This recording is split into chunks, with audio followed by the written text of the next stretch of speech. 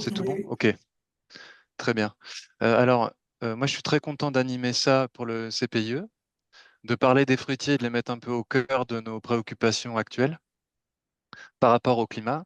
Et donc, moi, je suis botaniste dans un bureau d'études que j'ai créé il y a une dizaine d'années, ABF Biosphère, qui est basé à Allinges. Et je suis aussi arboriculteur puisque j'expérimente la plantation de fruitiers un peu rustiques et aussi exotiques, on va dire, résilients face au climat. Donc, c'est des essais, hein, c'est des expérimentations, c'est aussi de la recherche. Et c'est pour ça que j'ai souhaité animer justement ce webinaire parce que voilà, localement, j'avais des choses à dire et aussi des retours d'expérience, des personnes aussi qui m'ont transmis des choses. Et je trouvais que c'était le bon moment pour faire ça. Et aussi, euh, voilà, si vous voulez échanger en direct, n'hésitez pas à me couper. Bon, après, vu qu'on est très nombreux, si on commence à couper, ça peut créer des grosses chaînes de discussion. Mais l'idée, c'est, voilà, s'il y a vraiment quelque chose, un apport de votre part, moi, je suis très preneur sur ce qui va être dit. Et après, il y aura un temps de questions, voilà, à la fin. Sachant que moi, dans la présentation, je ne peux pas regarder les commentaires en direct. Donc, Loan, si jamais tu vois beaucoup de questions sur un sujet, faut pas hésiter à me couper en direct et me dire, bah voilà, il y a eu telle question, moi, je pourrais y répondre. Ok. Donc voilà, on va pouvoir commencer. Et, euh, et donc, je vais lancer le partage d'écran avec le document que j'espère que vous verrez tous. Hop, voilà. Est-ce que vous le voyez? Ok. Oui, C'est oui, bon. moi aussi. Voilà. N'hésitez pas à le mettre en plein écran, à adapter la taille de l'écran. Et moi, je vais pouvoir commencer.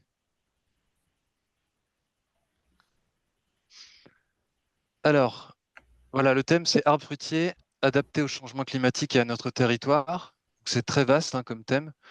Le changement climatique, c'est très vaste aussi. Donc, je pense qu'il n'y a personne qui pourrait réellement répondre à ces questionnements, puisqu'on est en plein changement, donc on est en pleine adaptation, pleine évolution. Donc, l'idée, là, c'est plutôt de prendre ce sujet qui est très vaste et d'aller parcourir des essences qui sont assez intéressantes, mais aussi de parler de résistance et du fait qu'ils soient robustes.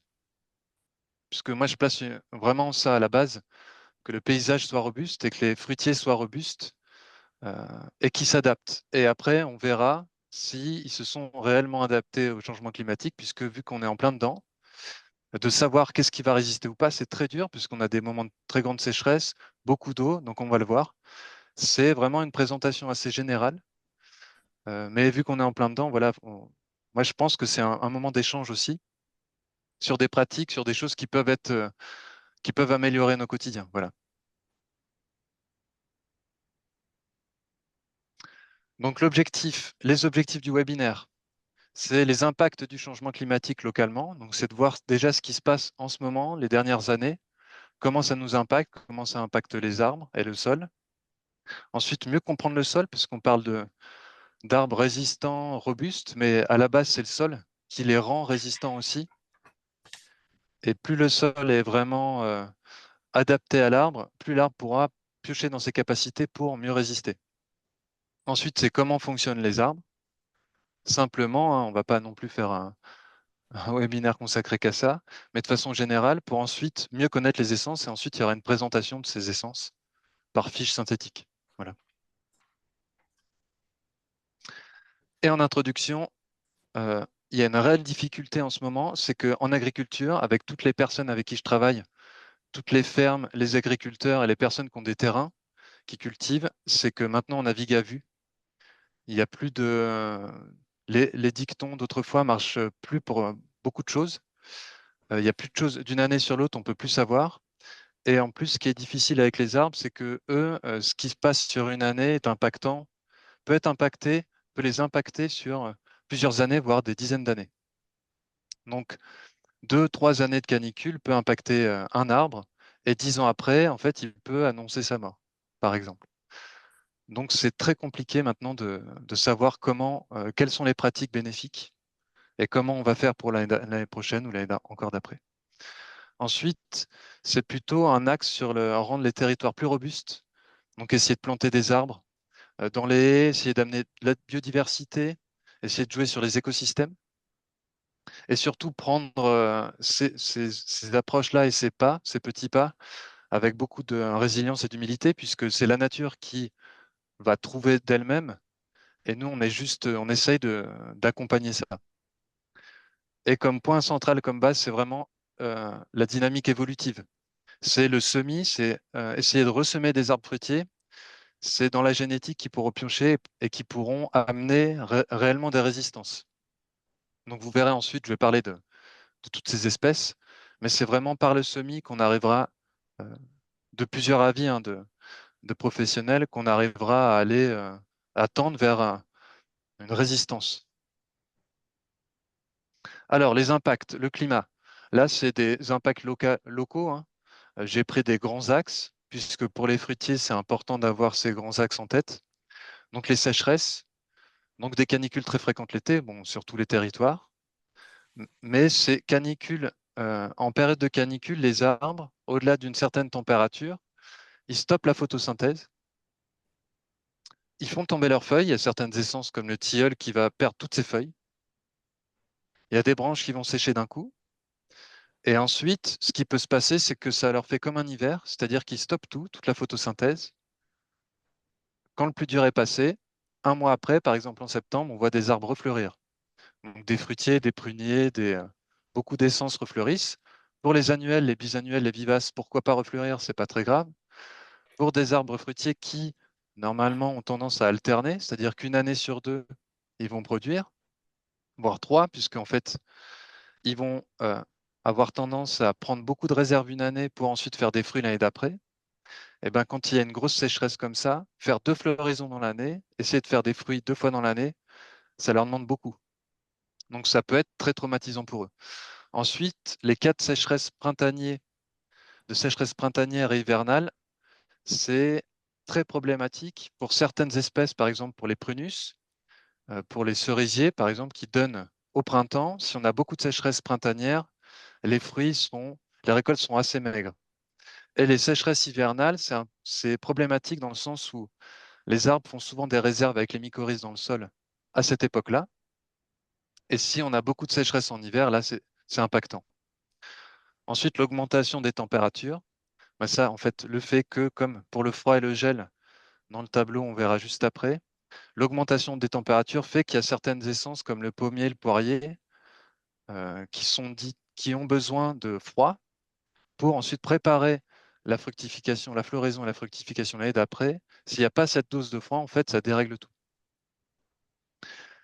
Et les chaleurs précoces, en février, par exemple, quand on a des périodes de redoux, il y a des pruniers qui vont commencer à fleurir.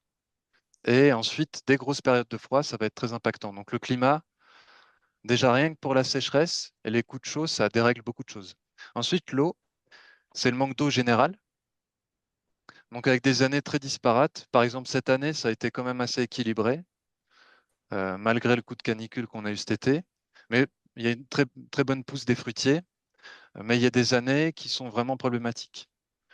Ensuite, c'est l'excès d'eau par des grosses pluies qui arrivent maintenant de façon très soudaine.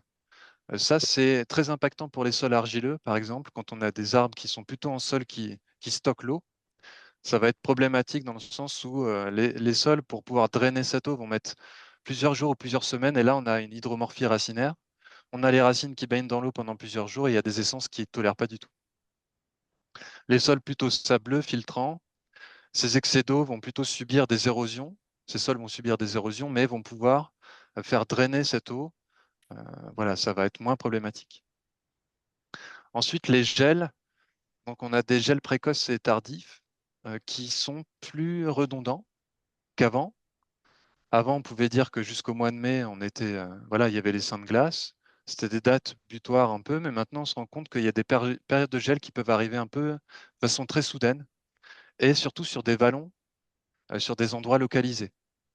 Donc, de façon générale, on ne pourra pas dire que dans le Chablais, on peut être épargné. C'est qu'il y a des endroits, il y a des coteaux qui peuvent être vraiment gélifs après le mois de mai et d'autres qui vont être moins impactés. Et après, les tempêtes et les phénomènes de pluie, c'est là où on a beaucoup d'inondations en fond de vallon, donc dans les fonds de vallée, où là, l'excès d'eau qui était quand même, qui nourrissait les nappes fluviatiles, les nappes alluviales, nourrissent moins puisqu'il y a beaucoup d'érosion du fait qu'on ait arraché beaucoup d'arbres au niveau des haies et qu'on ait empêché en fait l'eau de circuler dans le sol, dans les étages plus hauts. Et en fait, on a des gros cas d'inondation maintenant dans les arbres qui sont plantés plutôt en plaine. Voilà, ça c'est les impacts, on va dire, classiques, on le voit à peu près chaque année. Maintenant, c'est assez redondant. Maintenant, on va voir comment le sol va réagir à ces impacts et comment il peut être un véritable allié. Donc, vis-à-vis du réchauffement climatique et des changements climatiques, c'est le sol qui est impacté en premier lieu, puisque c'est là où l'eau va, c'est là où les montées de température sont très fortes. Bien sûr, les arbres sont avant le sol, quand le sol en est pourvu, mais on a beaucoup d'endroits où le sol est quand même dégarni. Et ce sol, en fait, avec ces matières organiques qui s'accumulent, donc les feuilles qui tombent, les branches, les animaux qui passent, euh, permet de stocker du carbone dans ces matières ligneuses et permet aussi de, on va dire, de limiter le réchauffement climatique. Donc c'est pour ça que dès qu'on plante des arbres, on a un impact quand même sur le réchauffement climatique, sur les aléas climatiques. Ensuite, pour mieux comprendre le sol, puisque je vais parler de certaines essences et certains types de sols, je préfère parler du sol dès le début en citant trois types de sols qu'on cite régulièrement. Après, les sols qu'on a chez nous vont se rapprocher de l'un des types. Et il faut savoir que sur une même parcelle, on peut changer de type de sol et on peut aussi changer le pH du sol. Donc, on a des sols plutôt sablonneux. Donc, ça, ils sont légers et sensibles à l'acidification. Cela, ce type de sol, en fait, retiennent très peu les nutriments et l'eau. Donc, suivant ce qu'on veut cultiver, c'est des sols où il faut réenrichir en matière en matière inerte, on dit, en substrat qui va permettre de retenir les éléments nutritifs, les éléments fertilisants. Ensuite, on a les sols limoneux qui, eux, sont l'idéal pour cultiver la plupart des fruitiers, puisqu'ils peuvent être profonds, ils peuvent retenir de l'eau, pas en excès, et des éléments nutritifs. C'est un peu une sorte d'équilibre. C'est pour ça qu'on cultive beaucoup les fruitiers dans la vallée de la Durance, vallée du Rhône, puisque c'est des sols qui sont limoneux, vallée de la Garonne, qui permettent de retenir beaucoup d'éléments nutritifs pour le sol et dont les arbres fruitiers sont très friands. Ensuite, on a les sols argileux, qui eux sont les terres lourdes, euh, les glaises, les terres compactes, les terres froides à certains endroits, qui eux, pour le climat, sont plutôt durables, puisqu'ils changent moins rapidement, mais ils sont plus défavorables aux pluies intenses, aux phénomènes d'inondation, puisque justement, pour faire en sorte que l'eau qui est remplie d'argile, que le sol qui est rempli d'eau, pardon, le sol argileux qui est rempli d'eau puisse évacuer cette eau, ça va mettre quand même beaucoup de jours. Et si ensuite on a une période de sécheresse dessus, de canicule, ça peut se compacter et coller comme la terre des potiers, c'est-à-dire l'argile devient vraiment, vraiment très, très collant et ensuite fait une couche. Donc cela, c'est des sols très difficiles qui se réchauffent lentement, mais qui ont une bonne capacité, pour certains arbres qui les tolèrent, à restituer l'eau, même en période de sécheresse. Quand ils sont bien couverts, qu'on les a respectés, bien travaillés, c'est des sols qui nous le rendent bien. Donc, suivant le type d'essence, on pourra axer d'essence fruitière, on pourra axer suivant le type de sol. Il faut bien choisir l'essence en fonction du sol qu'on a chez nous. Donc, simplement pour faire un test de savoir ce qu'on a chez nous, c'est sablonneux, on prend une pelle, on creuse un trou, on prend la terre et si on la gratte entre les doigts, elle est très sablonneuse, on sent des petits bouts de sable. C'est qu'on est typé plus sablonneuse. Ensuite, limoneux, on essaye de prendre justement cette poignée, on essaye de faire une sorte de boudin en la serrant dans les doigts en mettant de l'eau. Si la terre se tient pas trop, mais qu'elle n'est pas sableuse non plus, on est plutôt sur le limon. Et ensuite, sol argileux, donc ça c'est très grossier ce que je vous dis, mais ça donne une indication. On arrive vraiment à manipuler la terre, elle reste vraiment sur les doigts. Et on peut faire, suivant les endroits où on est, on peut faire des boudins, même des ronds qui se tiennent. Donc ça, c'est le type de sol qu'on a, c'est très général, hein. Après, on peut aller plus loin avec certaines plantes qui vont indiquer des différents types de sols, mais ça nous donne déjà une indication de base. Le sol, une fois qu'on a vu sa texture, il faut qu'on se renseigne sur sa richesse. Donc le sol, lui, comment il fonctionne, c'est qu'il y a beaucoup d'animaux dedans, d'êtres vivants qui sont dedans, qui vont décomposer la matière qui se dépose dessus. Cette litière, si elle est beaucoup alimentée, le sol est riche, mais ça va dépendre de son alimentation. Dans des forêts de hêtres, par exemple, les feuilles qui tombent sont très limitantes pour l'humus, et il y a une très faible décomposition, donc on peut planter très peu de plantes dans des forêts de hêtres, par exemple, c'est très peu poussant. Dans des forêts de feuillus, par exemple, bien diversifiées, dans des lisières, par exemple, ou des clairières, là, on a un sol qui est très alimenté, ouvert, avec des bactéries qui sont très intéressantes. Donc, les êtres vivants vont décomposer, vont nourrir, grâce aux acides humiques qui sont dans l'humus, les arbres, les plantes, dans les 20 premiers centimètres maximum, 20 à 30 du sol. Et ensuite, dessous, il va y avoir des remontées de matière minérale, d'éléments euh, de dégradation de la roche, d'oligo-éléments, de base, par exemple, magnésium, calcium, phosphore. On peut avoir donc des roches mères, des roches dessous qui sont typées calcaires, d'autres plus granitiques, siliceuses. Ça va dépendre de la géologie. Mais on peut très bien avoir sur une roche calcaire, par exemple, comme dans nos massifs du Chablais, des Préalpes, on peut très bien avoir des roches calcaires, mais des sols acides. Donc là, ça va être tout le jeu, ça va être de bien connaître son pH de sol, bien connaître les plantes qui poussent dessus pour adapter aussi le porte-greffe. Il faut savoir que la plupart des fruitiers, hein, comme beaucoup de légumes, aiment bien pousser dans un pH assez neutre. Donc neutre, c'est quelque chose qu'on a dit théoriquement, mais c'est en se rapprochant de 7, 6,5, 7, c'est un bon pH. Ensuite, ces éléments vivants dans le sol, pour beaucoup, il y en a, c'est des champignons. Donc ces champignons vont aider les arbres, vont aider les plantes à pousser. Bon, il y a certaines familles de plantes ou certaines espèces qui n'utilisent pas de champignons, qui utilisent autre chose, mais la plupart utilisent les champignons. Et ces champignons qu'on dit mycorhizes, qui fonctionnent avec le système racinaire des arbres, vont créer des mycéliums. Et suivant le type de champignon qu'on a, soit ils vont se fixer carrément dans le cœur de la racine, soit un peu en périphérie, mais toujours dans la racine, soit créer un manchon sur la racine. Et ensuite, ces champignons vont permettre, puisqu'ils ne font pas de photosynthèse, d'apporter de l'eau et certains nutriments à l'arbre. Et lui, pour rendre l'appareil, va faire la photosynthèse et donner des sucres aux champignons et ces champignons vont se nourrir avec. Et ces champignons, eux, l'intérêt, c'est que suivant le milieu, si le milieu est très compliqué pour l'arbre, la symbiose qui va se créer avec ces champignons va permettre à l'arbre de récolter de l'eau sur des dizaines de mètres carrés tout autour. Et les champignons, lui, communiquent avec d'autres essences, d'autres espèces, différentes espèces que l'arbre en question. Ce qui fait que certains apports peuvent être vraiment importants pour l'arbre en se connectant avec les champignons. Comme sur l'exemple ici, comme on voit, un semis de conifères. Le système racinaire du conifère, c'est la partie orange, ici. Et vraiment, le mycélium du champignon, sur les quelques premiers mois, c'est toute la partie blanche qui s'est développée. Donc on voit que pour l'arbre, le mycélium, le champignon est vraiment extrêmement important, même dans les cas de canicule sécheresse. Si le sol est bien fourni justement en champignons, s'il est bien couvert, s'il est assez riche, les champignons vont faire le travail de ramener de l'eau. Ensuite, une fois que tous ces éléments sont mis, il reste à savoir si le sol fonctionne. Pour qu'il fonctionne, c'est la porosité du sol. On parle beaucoup de porosité, c'est-à-dire que le sol, faut qu'il communique, faut qu'il fonctionne.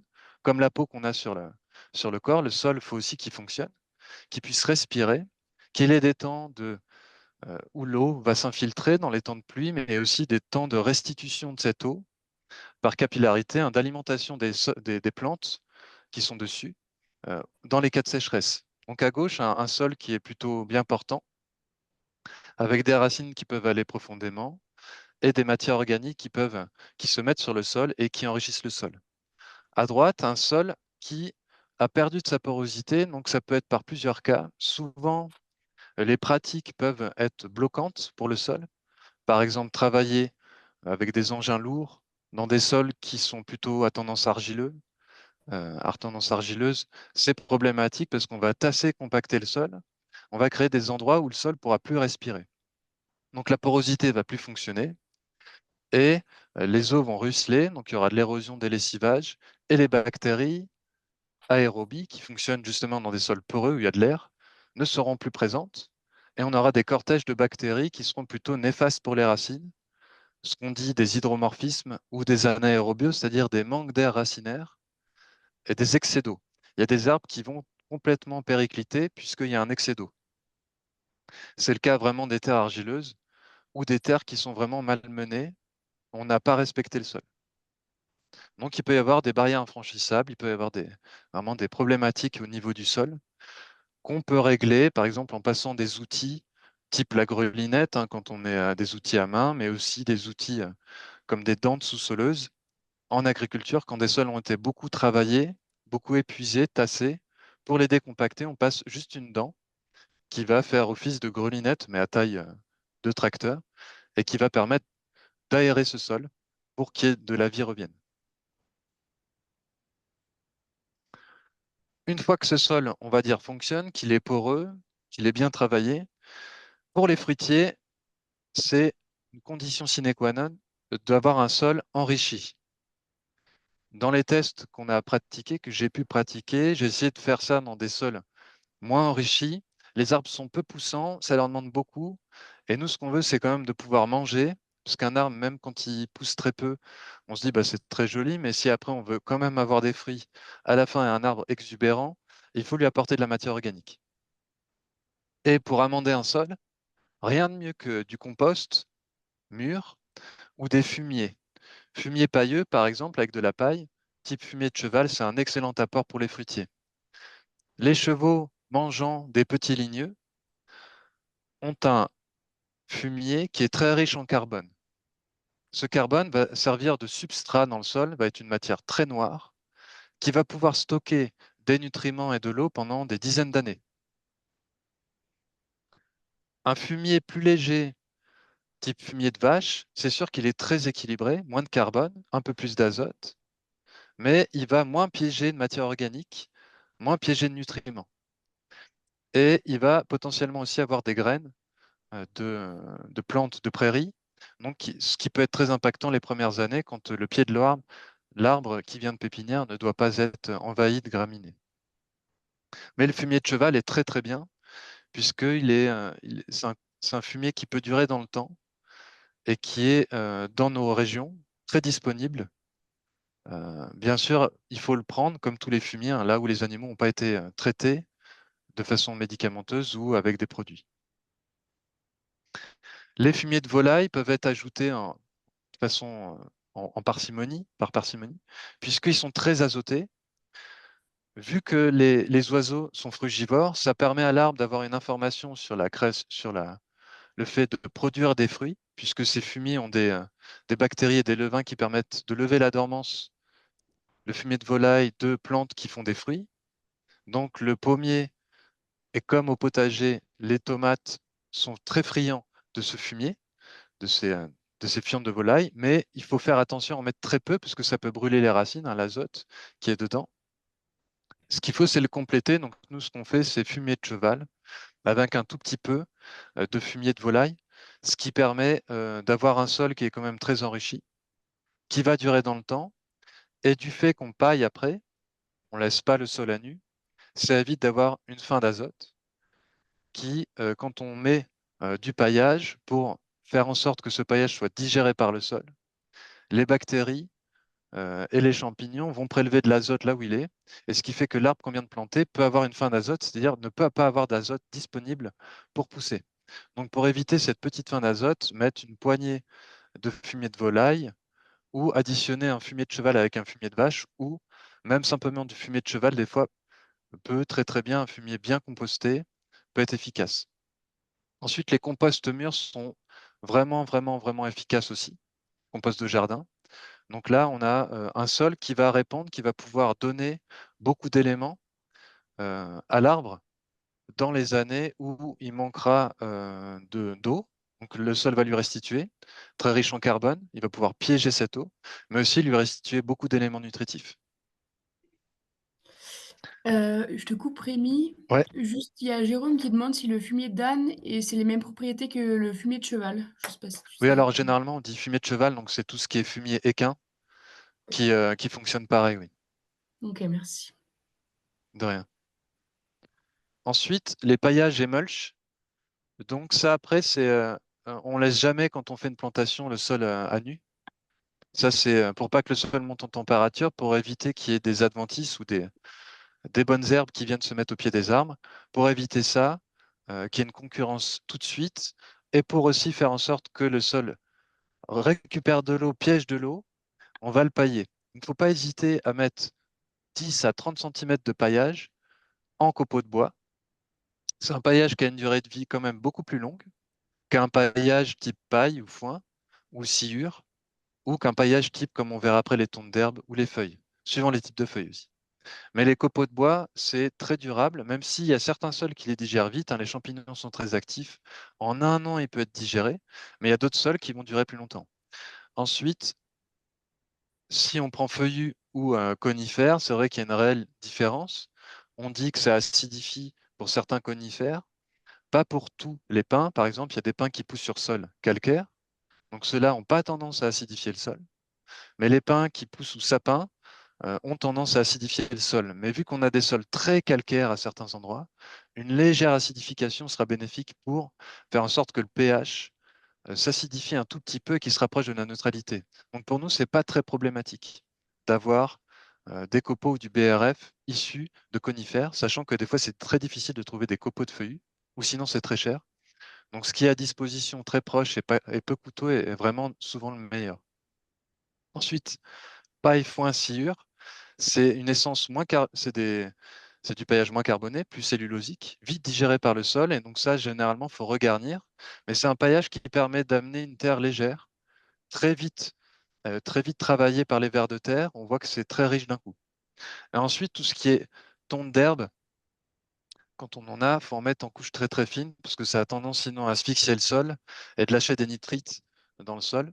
Donc c'est vraiment en couche très fine. Mélanger, le mieux, c'est de mélanger un tiers, deux tiers avec on va dire un paillage qui est plus carboné, hein. Donc le mélange est vraiment bien. Et ensuite, tout ce qui est feuilles, suivant les essences, par exemple, si vous taillez des lauriers cerises ou des laurels, là, c'est problématique parce que le feuillage de ces plantes ont des, euh, des hormones qui empêchent la levée de dormance des autres plantes. Donc des fois, ça peut être problématique pour votre arbre s'il est paillé avec ça. Si vous paillez avec des feuilles, certaines feuilles qui sont très coriaces, ça va être plus problématique. Il y a des feuilles qui se digèrent très très bien. Les feuilles du jardin en mélange, ça se digère bien, mais on a vu des paillages, par exemple, il y a certains arbres comme le platane, où ça avait amené des tigres du platane, des insectes du platane, et les feuilles étant restées dans une couche très très épaisse, 10 à 20 cm, le sol en fait dessous arrivait pas, justement, la litière en fait était peu vivante et peu humifère. Donc il y a des feuilles qui sont à mettre en mélange et d'autres qui vont très très bien. Toutes les feuilles de frêne, les feuilles d'arbres ou qui se digèrent bien sont à préconiser, mais il y a certaines feuilles, il faut mieux les mettre en mélange.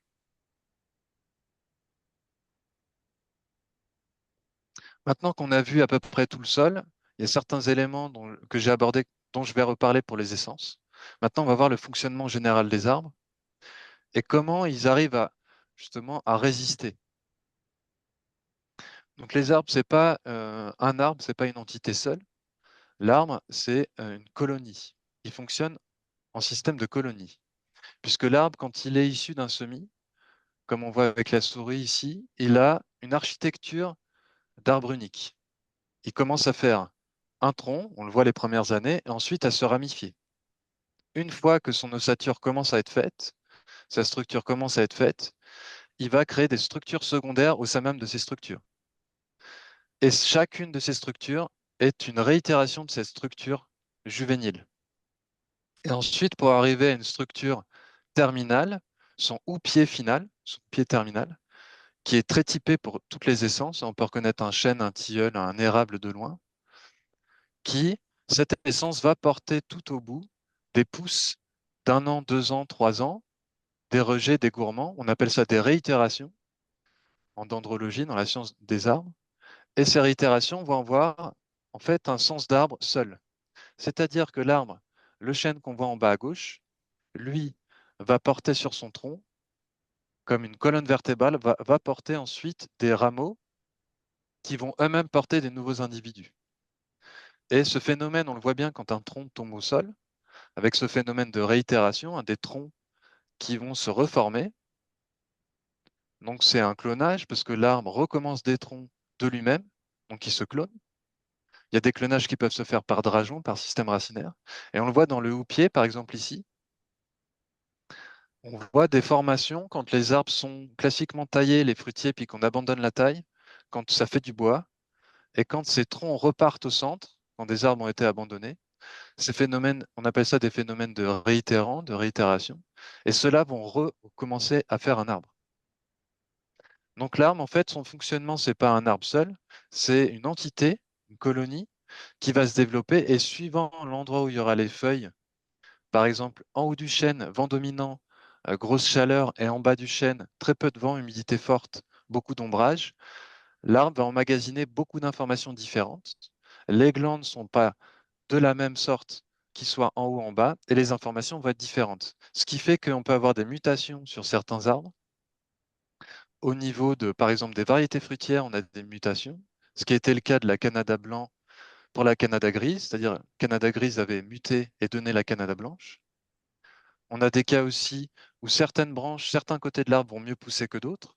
Donc certains individus vont prendre toute la place par rapport à d'autres. Donc il y a vraiment des phénomènes dans l'arbre qui fait qu'il ne fonctionne pas tout seul, c'est une entité. Donc quand vous taillez un arbre, vous allez soit favoriser son fonctionnement classique de base, soit le déséquilibrer. Ce qui fait qu'on a des exemples qu'on trouve encore maintenant, des nouveaux qui nous arrivent, mais d'arbres qui, on peut dire, vont vers l'immortalité, puisque le figuier de Hora, par exemple, dans un jardin botanique à Calcutta, a été déterminé en fait comme un individu qui a produit 1825 drageons. C'est un ficus, un figuier qui a produit autant de troncs, alors qu'à la base, qu'on pensait que c'était une forêt, c'est un seul arbre. Et l'exemple hors norme, c'est le peuplier de Pando aux États-Unis, qui lui est un individu qui a été daté de plus de 14 000 ans pour 47 000 troncs sur 43 hectares. Les peupliers ont cette façon de drageonner. C'est une multiplication végétative, c'est-à-dire que cet endroit ne me plaît pas, je voyage, je vais autre part. Ça ne me va plus, ou j'ai assez fructifié, maintenant je veux recommencer un nouveau tronc quelque part. Donc c'est une façon végétale de bouger, de se mouvoir, mais aussi de trouver un milieu qui lui est propre, qui lui est mieux. Et ce qui permet aux arbres, pour certains, qui drageonnent, hein, on voit les pruniers qui drageonnent, il y a certains porte-greffes qui drageonnent beaucoup aussi, de se multiplier, de bouger d'endroit. Donc cette multiplication végétative fait que les arbres peuvent avoir une grande résistance par rapport au climat. Pour en venir aux fruitiers, au niveau racinaire, quand on parle de porte-greffe, c'est le système racinaire. Un arboriculteur ou un passionné des arbres ne prendra pas un fruitier sans connaître le système racinaire, sans connaître le porte-greffe, sans connaître, il connaît déjà son sol, il va demander au pépiniériste, ou peut-être qu'il connaît déjà, euh, quel type de porte-greffe va avec son sol, et il va demander aux pépinières s'ils ont ce porte-greffe-là. Si vous prenez un porte-greffe qui est pour sol filtrant et que vous le mettez dans un sol lourd, ça ne va pas du tout marcher. Si vous prenez un porte-greffe qui va avoir tendance à nanifier les arbres, à les rendre plus petits, et vous le mettez dans un sol qui est compliqué, séchant, et vous l'arrosez pas, ça va pas non plus marcher. Donc le système racinaire est très important. Ensuite, quand on parle des greffons, donc au-dessus, c'est les variétés. Là, c'est vraiment ce qu'on souhaite croquer, ce qu'on souhaite manger en haut. La plupart des fruitiers sont greffés et même surgreffés, c'est-à-dire qu'on a fait deux greffes, une pour le système racinaire, une pour le tronc, pour qu'il soit bien droit, et on surgreffe en mi-tige ou haute tige, à 1,50 m ou 2 mètres, une variété qui est faite pour les fruits. Donc, vu qu'ils sont greffés, ces arbres-là vont avoir passé du temps en pépinière, en jauge, puisque un arbre qui est greffé en mi-tige ou aux tiges, qui est déjà formé, a passé au moins 5 ans dans les jauges en pépinière. Ce qui veut dire que le système racinaire a 6 ans, et donc ce qui veut dire que ce système racinaire, pour qu'on puisse vendre l'arbre, a été un peu esquinté, un peu détruit, et surtout on a enlevé la racine pivot.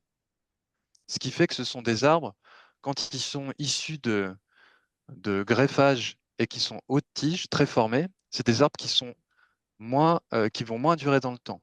C'est sûr qu'ils vont produire plus rapidement, ils sont déjà formés, donc ça demande moins de travail à la personne qui le reçoit, mais c'est des arbres qui vont moins durer dans le temps, puisque l'arbre, ayant passé déjà 5-6 ans dans un endroit, on le déplante, on le remet à un autre endroit, il va devoir tout recalculer au niveau du sol, au niveau du climat, du microclimat, et de retrouver en fait une façon de fonctionner dans ce type de sol. Les porte-greffes ont été sélectionnés depuis maintenant des dizaines d'années par rapport à certains critères. Donc les critères de base, c'est qu'on puisse le multiplier, le système racinaire, qu'on puisse le greffer, qu'il soit résistant à certains pathogènes au niveau racinaire. C'est ce qui s'est passé pour la vigne avec le phylloxéra, un puceron racinaire qui est venu de la vigne américaine qui a envahi les vignobles français. Et maintenant, on greffe la plupart des vignes sur les vignes américaines. Qui résiste bien au stress abiotique, donc c'est tous les stress non vivants, donc l'excès d'eau, la chaleur, qui a cette possibilité aussi de nanifier les arbres, de les rendre plus petits. C'est le cas par exemple du cognacier. On greffe le poirier sur le cognacier pour le rendre plus petit, pour qu'il soit plus faible. Sinon, ça fait des grands arbres, des grands poiriers comme on voit, qui sont francs dans les champs, qui amènent une précocité. Il y a des porte-greffes qui vont amener une précocité, lancer la sève beaucoup plus tôt. Il y a certains porte-greffes qui vont aussi augmenter la production fruitière, d'autres qui vont changer la qualité du fruit, d'autres qui vont permettre de résister à certaines maladies au niveau de certaines variétés, et d'autres qui vont mieux tolérer le froid. Donc ça, c'est toute la sélection qui a été faite des porte-greffes. Et ces porte-greffes qui ont été sélectionnés, pour la plupart, ils sont multipliés de façon végétative, c'est-à-dire pas par semis, mais par marcottage ou bouturage. L'essentiel des porte-greffes qu'on trouve résistants, qui ont des noms souvent avec des numéros, M106, Cognacier BA29, Prunus Mariana, alors je ne sais plus les chiffres qu'il y a après, ça vient d'instituts de recherche qui ont sélectionné ça, ces porte-greffes, et qui les clonent, qui les multiplient de façon végétative et qui les fournissent aux pépiniéristes qui greffent.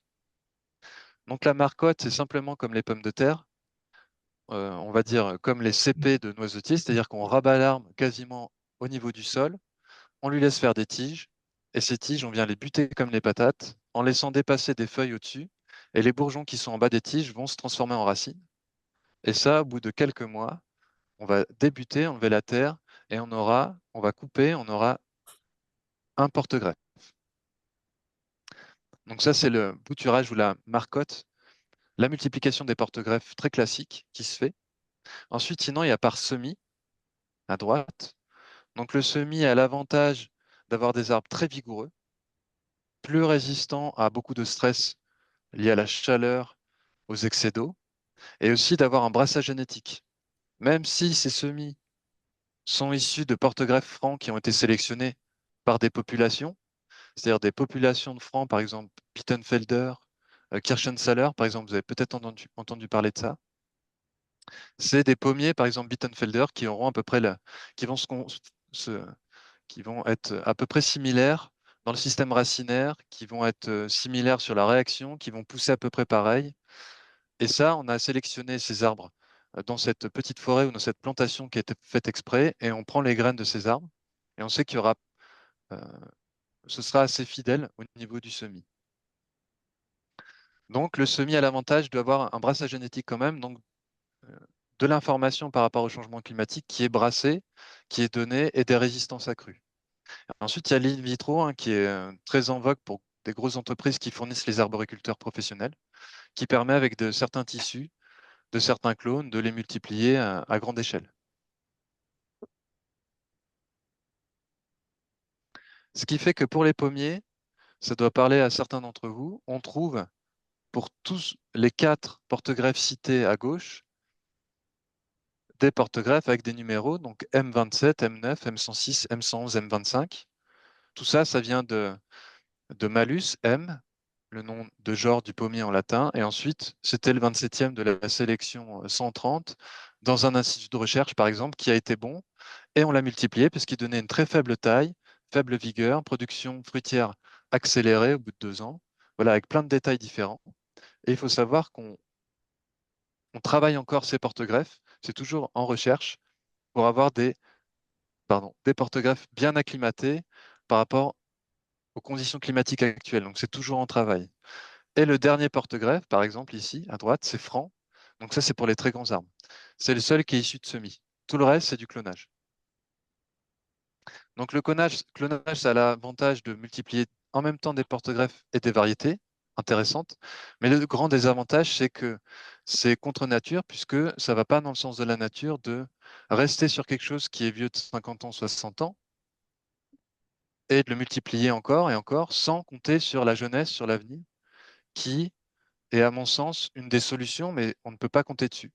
Puisque quand on veut planter des fruitiers, c'est jamais planter, les pépiniéristes ne nous fournissent jamais des arbres greffés sur des semis faits par leurs soins ou par des collègues d'arbres sauvages, par exemple de pommiers sauvages, ou même de pommiers issus de vergers anciens. On n'a pas ça, on est souvent sur du porte-greffe très classique. Voilà. Donc ça a des avantages puisqu'on connaît bien la réaction par rapport au sol.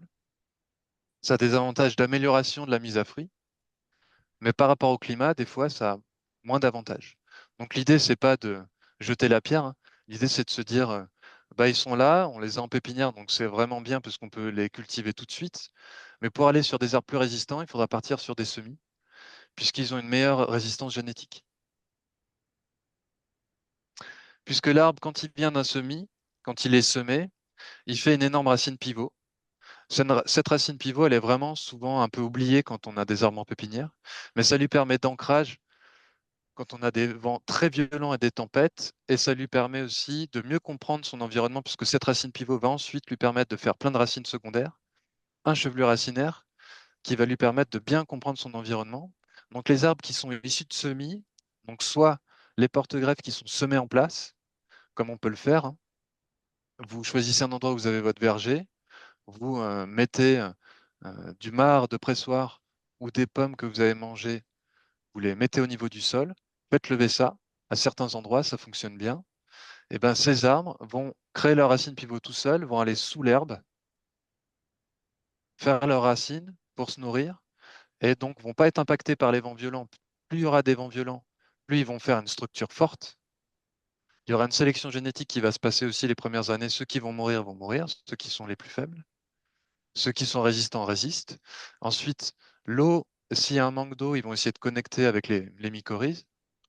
Et ensuite, au niveau du paillage, on n'a plus besoin de pailler puisque les graminées qui sont présentes au-dessus vont servir de tampon par rapport aux excès de chaleur estivale, et aussi vont permettre d'amener de l'eau et de l'azote, puisque si le sol est brouté par des animaux ou fauché, les graminées ont ce principe de faire que si on les fauche, souvent, elles créent de l'azote dans le sol. Elles dynamisent l'azote dans le sol. Donc, l'avantage de partir sur du semis en place ou du semis en pépinière, mais ensuite à intégrer en place l'année d'après, c'est de partir avec un ensemble d'éléments euh, qui permettent à l'arbre de lui donner les meilleures capacités possibles pour comprendre le sol pendant les 10 premières années, puisque l'arbre ne va pas forcément monter très haut. Au bout de 4-5 ans, il peut arriver à 2 mètres, il sera très ramifié, mais il aura calculé tous les vents dominants, il aura calculé le régime hydrique, il aura calculé plein de choses, la richesse du sol, la vie dans le sol. Et ensuite, il va pouvoir lancer son houppier, sa structure, pour accueillir de la floraison et de la fructification, puisqu'il faut savoir que les arbres ont une maturité sexuelle qui, suivant l'essence, est différente. Par exemple, pour le chêne, c'est à partir de 50 ans. Un chêne qui fait des fleurs et des glands avant l'âge de 50 ans, c'est qu'il est en mauvaise posture. Ça, c'est des moyennes. Un fruitier, sa mise à fruit classique, par exemple pour un pommier, c'est 15 ans. C'est-à-dire qu'à l'âge de 15 ans, il va commencer à faire ses fleurs et ses fruits. Donc nous, on triche un peu en le greffant en le taillant. En le taillant, on peut faire en sorte qu'il fleurisse plus tôt, mais il faut savoir que ce n'est pas son rythme naturel. Donc là, je ne parle pas non plus de planter des arbres que pour la nature, c'est d'avoir aussi des fruits, mais plus on va suivre son rythme naturel, plus l'arbre sera résistant, puisqu'il aura mis des structures en place, des charpentières, il aura mis des compagnonnages aussi au niveau des plantes et des symbioses en place avec les champignons pour résister, parce que lui, ce qu'il veut, c'est rester en vie, bien sûr résister et avoir une descendance fertile. Donc maintenant qu'on a fait le tour sur le fonctionnement des arbres, on va passer aux fiches pratiques des espèces et avec certaines variétés citées. Ça, c'est vraiment un échange que que je présente. Mais les critères de base, c'est vraiment d'avoir un sol sain et fertile. Avant de choisir les espèces, c'est d'avoir un sol sain et fertile. De partir sur des porte-greffes qui sont issus de semis le plus possible. Par exemple, un poirier, bah, si on le greffe sur coin, ça fait un poirier plus petit avec des fruits plus gros. C'est très intéressant. Donc pour récolter, comme ça on n'a pas besoin de grande échelle. Et ben, le cognacier, on peut le semer. Donc semer le porte-greffe de coin pour greffer du poirier dessus, ça marche très bien. Et ensuite, de se fournir chez des pépiniéristes soucieux de la qualité de l'enracinement des arbres, du système racinaire et de la résistance des variétés. De choisir les emplacements adaptés au niveau du sol, comme on a pu le voir. Des milieux thermophiles, planter des essences de pleine lumière qui tolèrent la sécheresse, l'aridité. Des milieux frais et humides, préférer des plantes qui tolèrent l'humidité racinaire pendant quelques semaines. Et ensuite, gérer les milieux calcaires ou acides. Ce qui fait que là, maintenant, je vais parler des essences qui sont tolérantes et vous verrez qu'il y a beaucoup d'essences qui sont résistantes au niveau du climat si on pratique les critères de partir sur des porte-greffes issus de semis et de partir aussi sur des variétés qui sont dites résistantes et souvent résistantes aux maladies, puisqu'on se rend compte, maladies et pathogènes, on se rend compte que le climat étant très fluctuant et beaucoup moins de gel l'hiver, des températures assez douces, on se rend compte que les ravageurs en fait sont beaucoup moins limités. Et la mondialisation a fait que ce qu'on pouvait cultiver comme fruitier il y a une centaine d'années, on ne peut plus du tout, puisque c'est des variétés devenues très sensibles. Et donc là, l'idée, c'est de partir sur des variétés résistantes aux maladies, aux insectes, et aussi qui ont un brassage génétique important. Donc le pommier, par exemple, le pommier cultivé, lui, il nous vient d'Asie centrale. Il a été domestiqué il y a plus de 4000 ans. Et il aurait à peu près dans le monde plus de 20 000 cultivars. Donc variété potentielle. Il faut savoir que dans les forêts là-bas, l'origine du pommier, c'est des forêts où il y a des pommes de toutes les tailles, mais surtout des grosses pommes, puisque la sélection a été faite par Dame Nature et surtout par les ours, qui étaient grands amateurs de pommes et qui ont sélectionné par le semis, par la graine, des variétés plus grosses. Donc ils ont fait un tri de semences qu'on peut faire sur le blé, sur les annuels, nous, qui est facile d'année en année. Au bout d'un moment, au bout d'une dizaine d'années, on a une semence paysanne. Par exemple, on a des semences qui sont locales. Là, l'ours l'a fait sur des dizaines d'années, sur des centaines d'années, ce qui nous a permis d'avoir des pommiers dans nos jardins maintenant, puisque dans le patrimoine génétique de nos pommiers cultivés, on a du Malus sieversii, donc l'ancêtre de notre pommier à nous. Donc il y a des variétés, comme je cite là en bas à droite, il y en a certaines locales, comme Côte ou Croison, Culé, Fer de Savoie, Grand Alexandre de Savoie, qui sont des variétés rustiques très résistantes, qui pour l'instant sont très peu attaquées par les maladies. Bien sûr, elles ont quand même le carpocaps, mais elles sont beaucoup moins piquetées que les autres. Elles sont beaucoup moins attaquées. Donc ça, c'est des variétés qui sont euh, plutôt anciennes et résistantes. On a de la chance encore en Haute-Savoie et en Savoie d'avoir des variétés comme ça qui poussent aussi en montagne et qui sont résistantes sur le pommier. Au niveau des porte-greffes, donc quand on part sur franc, pommier franc, on peut faire tout type de sol, éviter quand même les sols trop engorgés en eau toute l'année, mais on peut partir sur tout type de sol. Et après, il n'existe pas encore, à ma connaissance, de pommiers issus de semis qui sont nanifiants, qui donnent les arbres plus petits. Donc là, si vous greffez sur franc, si vous mettez sur franc ou si vous achetez des arbres fruitiers sur franc, ils seront toujours assez grands.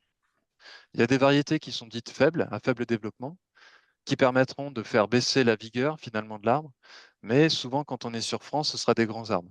Et après, c'est pour ça que j'ai cité quand même deux autres porte-greffes. Le M116, qui est une amélioration du M106 en pommier, qui est moins appétant pour les campagnols au niveau du sol et qui tolère quand même tout type de sol. Et le M9, qui est plutôt nanifiant à mettre dans des sols filtrants. Quand on a des petits jardins, généralement, on met ça sur M9.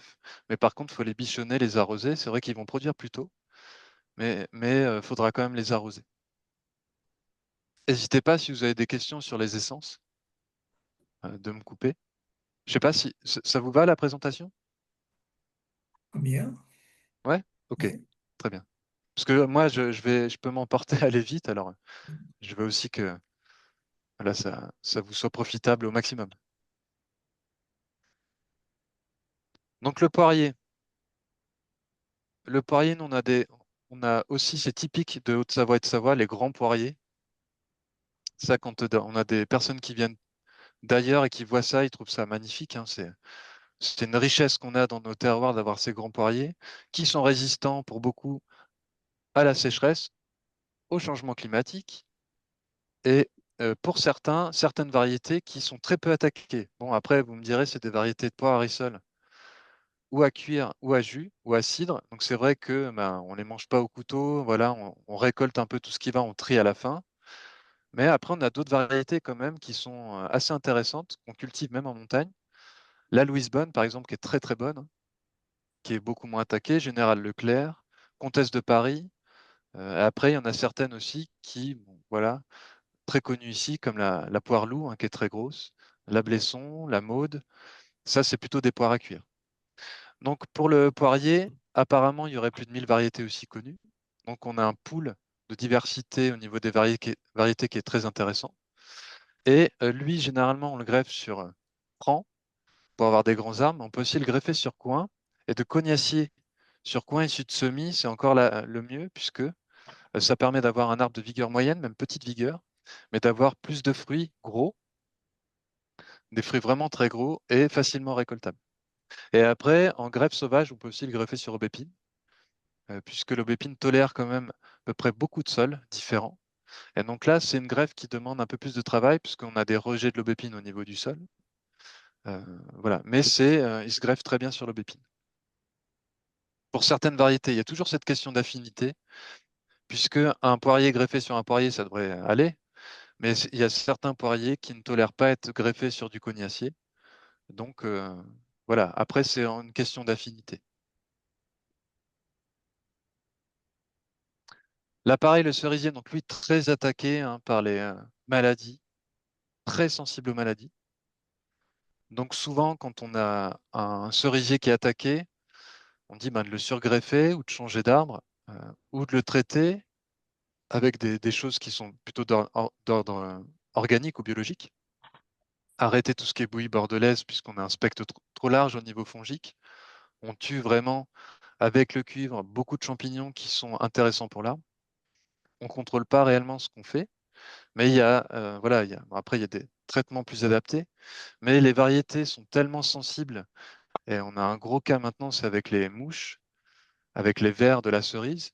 C'est très impactant, puisque même les arboriculteurs euh, bio en vallée de la Durance, par exemple en vallée du Rhône, qui cultivent le cerisier, reviennent à des traitements chimiques pour simplement avoir des cerises mangeables.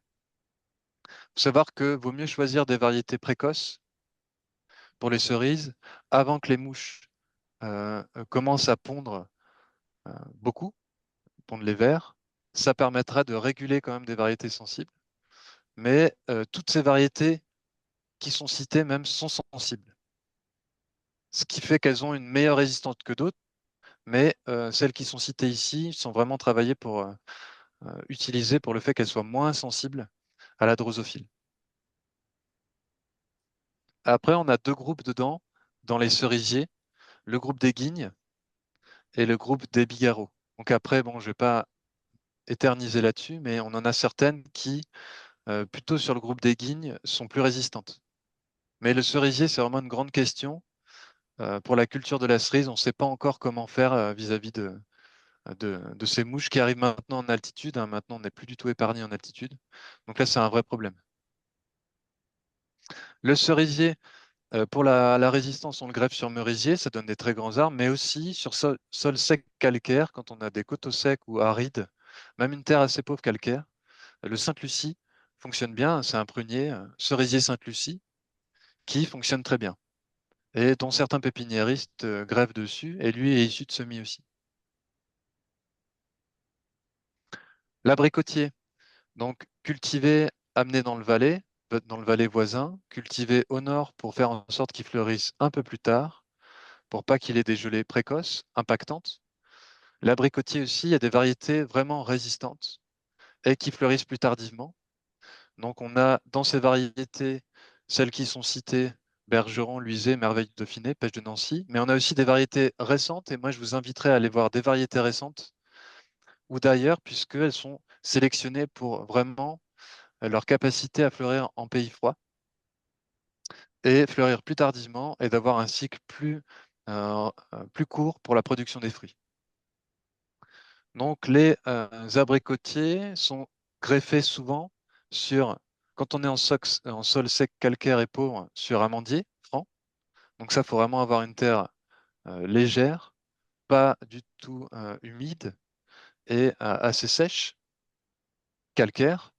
Quand on a la possibilité d'avoir l'abricotier canino, donc c'est un porte-greffe utilisé pour l'abricotier, lui aussi tolère les terres chaudes et pas forcément trop pauvre non plus, ni trop sèche et calcaire comme l'amandier. Et après, on peut greffer quand même sur mirobolant, mais il y a des fois des mauvaises affinités au niveau du greffage. Mais le mirobolant fonctionne bien. Le mirobolant, qui est un arbre sauvage, à la base, qui vient pas d'ici, qui vient d'Asie centrale aussi, mais d'Iran, d'Orient, et qui a colonisé toute l'Europe grâce à l'arboriculture fruitière. Et c'est un arbre qu'on voit maintenant prédominant, à juste titre, puisqu'on trouve même plus de pruniers sauvages, c'est très compliqué, à part dans certaines zones, mais on trouve beaucoup de mirobolant, puisqu'il est adoré par les oiseaux, et fait ces sortes de petites prunes rondes, jaune-orangé, rouges à maturité. Je ne sais pas si vous voyez ça, qui sont dans les haies, qui sont un peu partout. Donc ça, c'est le mirobolant. Le mirobolant a un très très bon porte-greffe parce qu'il est résistant quasiment à tout. Il convient même dans les sols très humides et c'est un arbre d'une grande vigueur. Donc lui, il va apporter beaucoup de vigueur aux variétés. Par contre, il va faire en sorte que les arbres ils soient assez grands, un grand développement. Le porte-greffe canino, abricotier canino, lui peut aussi s'utiliser juste en variété, puisqu'il fait quand même des fruits assez savoureux et assez gros. Donc il est rustique, c'est un abricotier rustique.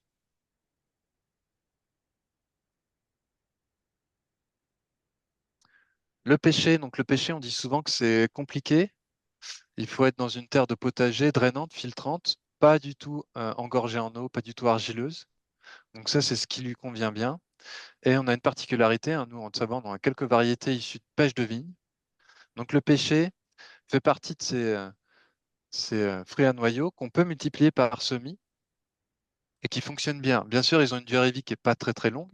Après, il y a certains pêchers quand même assez vieux, mais généralement, le pêcher va vivre 20-30 ans, puis ensuite, un nouveau pêcher qui sort du compost ou où on a jeté une pêche va se ressemer dans la terre et finalement, on aura une variété qui va très bien se plaire dans le jardin. Donc là, on a des variétés qui peuvent se multiplier par semis. Donc là, je vous invite, si vous avez des voisins, des personnes qui ont des très bonnes variétés locales, de juste leur demander quelques pêches et de les ressemer. Ça fonctionne très bien, ça se ressème très bien, ça adore les terres de potager. Il ne faut pas être dans des vents dominants, vents forts, ni dans des endroits trop frais. Et ensuite, il y a certaines variétés qui sont dites plus résistantes à la cloque, puisque la cloque attaque vraiment beaucoup de variétés. Certaines passent à travers. Les variétés qui étaient dites résistantes il y a 5 ans ne le sont plus du tout. Donc maintenant, c'est une sorte de course à celui qui trouve la variété résistante. Mais finalement, la cloque étant partout, ce champignon étant partout, maintenant, la résistance, elle va être très dure à trouver. Mais il y en a qui sont dites résistantes. Donc il y a les variétés citées hein, qui sont pour l'instant épargnées et à cultiver ou qui arrivent quand même à tolérer un peu la cloque. Et, euh, et ensuite, elles refont un feuillage et les fruits sont quand même là. Donc pareil pour le pêcher, c'est pareil que pour l'abricotier.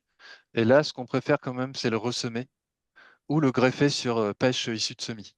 N'importe quelle pêche, noyau qu'on peut semer, nectarine, hein, peut faire un bon porte-greffe. Généralement, on en sème plusieurs, on laisse passer une année, ce qui a séché, ce qui a été attaqué par les maladies, on ne le choisit pas, et ça nous fait une bonne sélection. On peut même attendre 2-3 ans pour avoir un bon porte-greffe.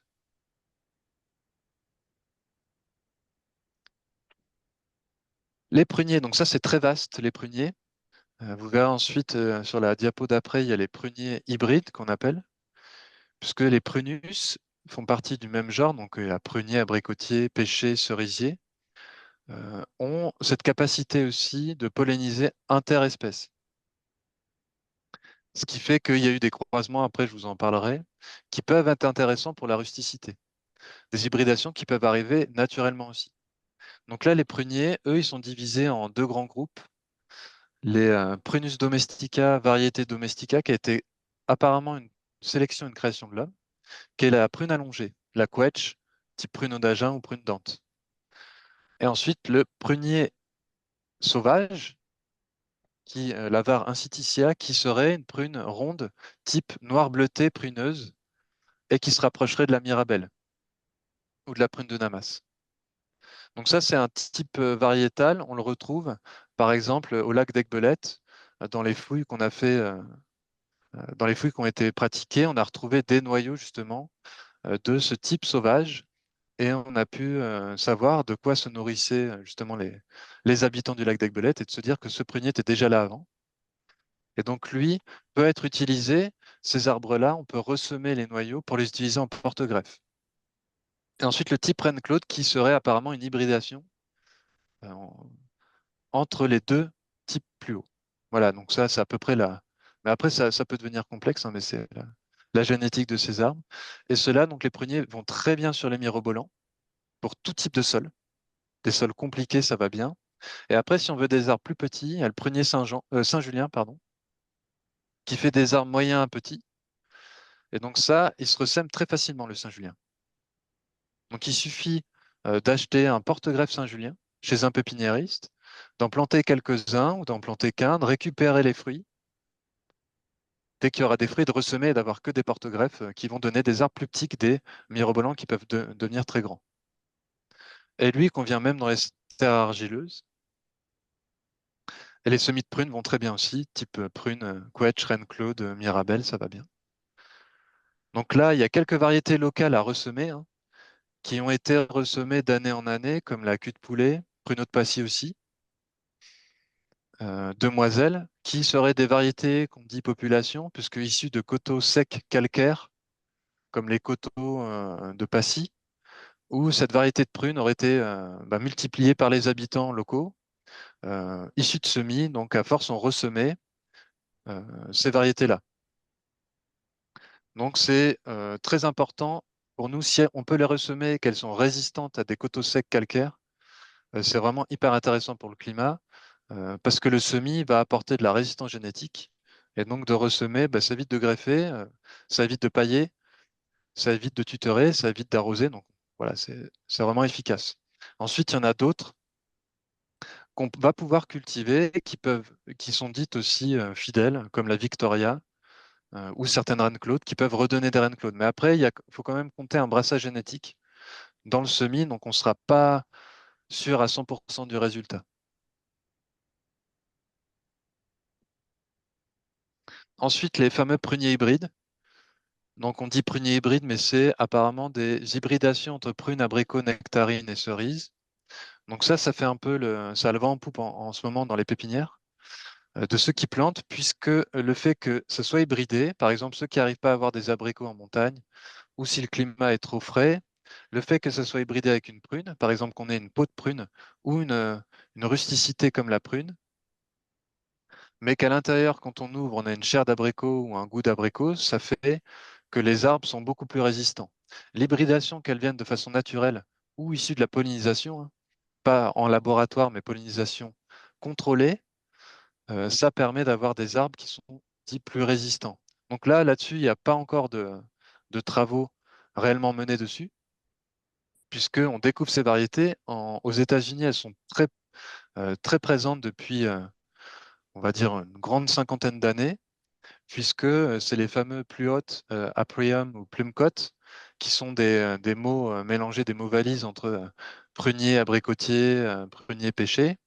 Et ça a été issu d'horticulteurs qui faisaient ça comme les rosiers à l'époque, qui prenaient un peu de pollen de cerisier, qui mettaient ça sur des pruniers ou inversement, qui rajoutaient de la pêche et qui ont utilisé le fait que les prunus s'hybrident interespèces, qu'on créé justement ces hybridations.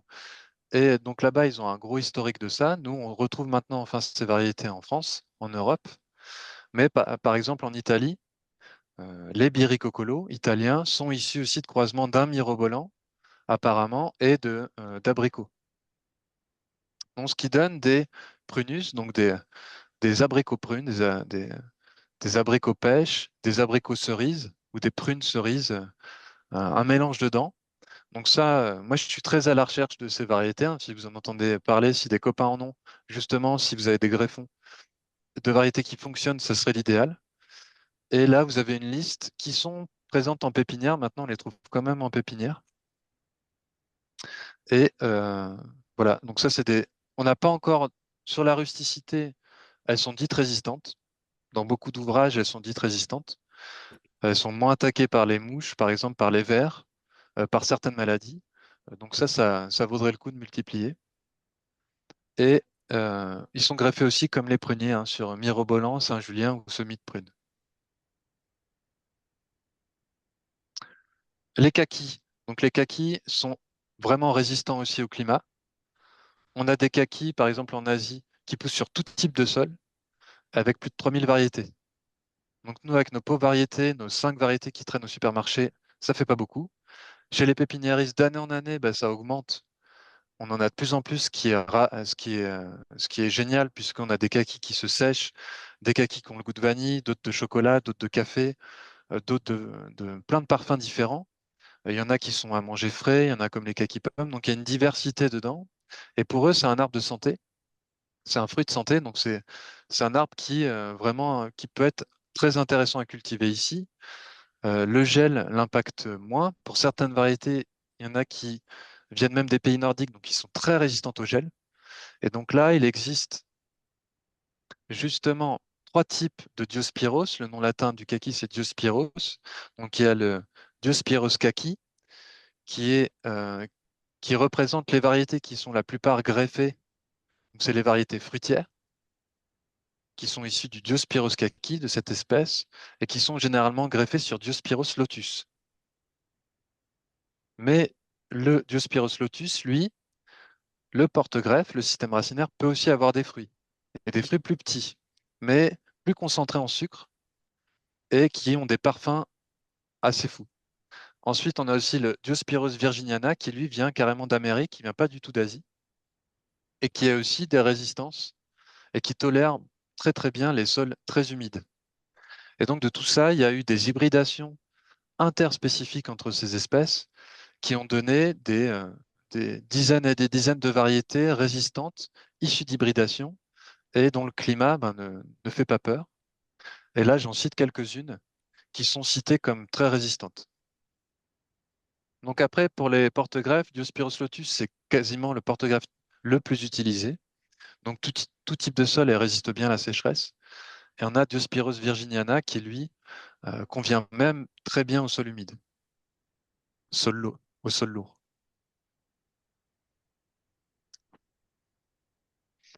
Les mûriers arbres.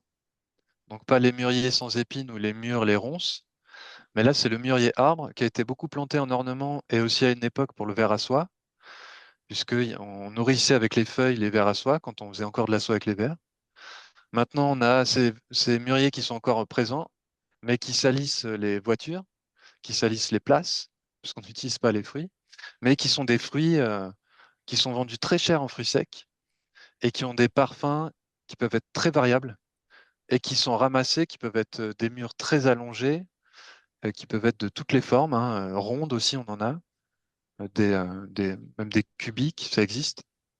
Et donc là, on a pour l'instant peu d'exigences, peu de maladies. certaines maladies qui commencent à arriver, mais c'est des arbres qui sont très rustiques et qui tolèrent vraiment la sécheresse. Et donc ça va très bien aussi de planter ça dans les poulaillers, puisque l'arbre peut produire pendant plus d'un mois des fruits qui tombent au sol. Donc là-dessus, on a 3 types de mûriers, 3 espèces de mûriers, mais qui peuvent être aussi... il y a aussi d'autres espèces qui existent, hein, des mûriers nains, pour les petits jardins ou les balconnières. Et donc là, il y a des variétés qui sont dites rustiques et résistantes. Donc ils s'adaptent très bien au sol calcaire et pauvre. Il ne faut pas trop de sol trop lourd.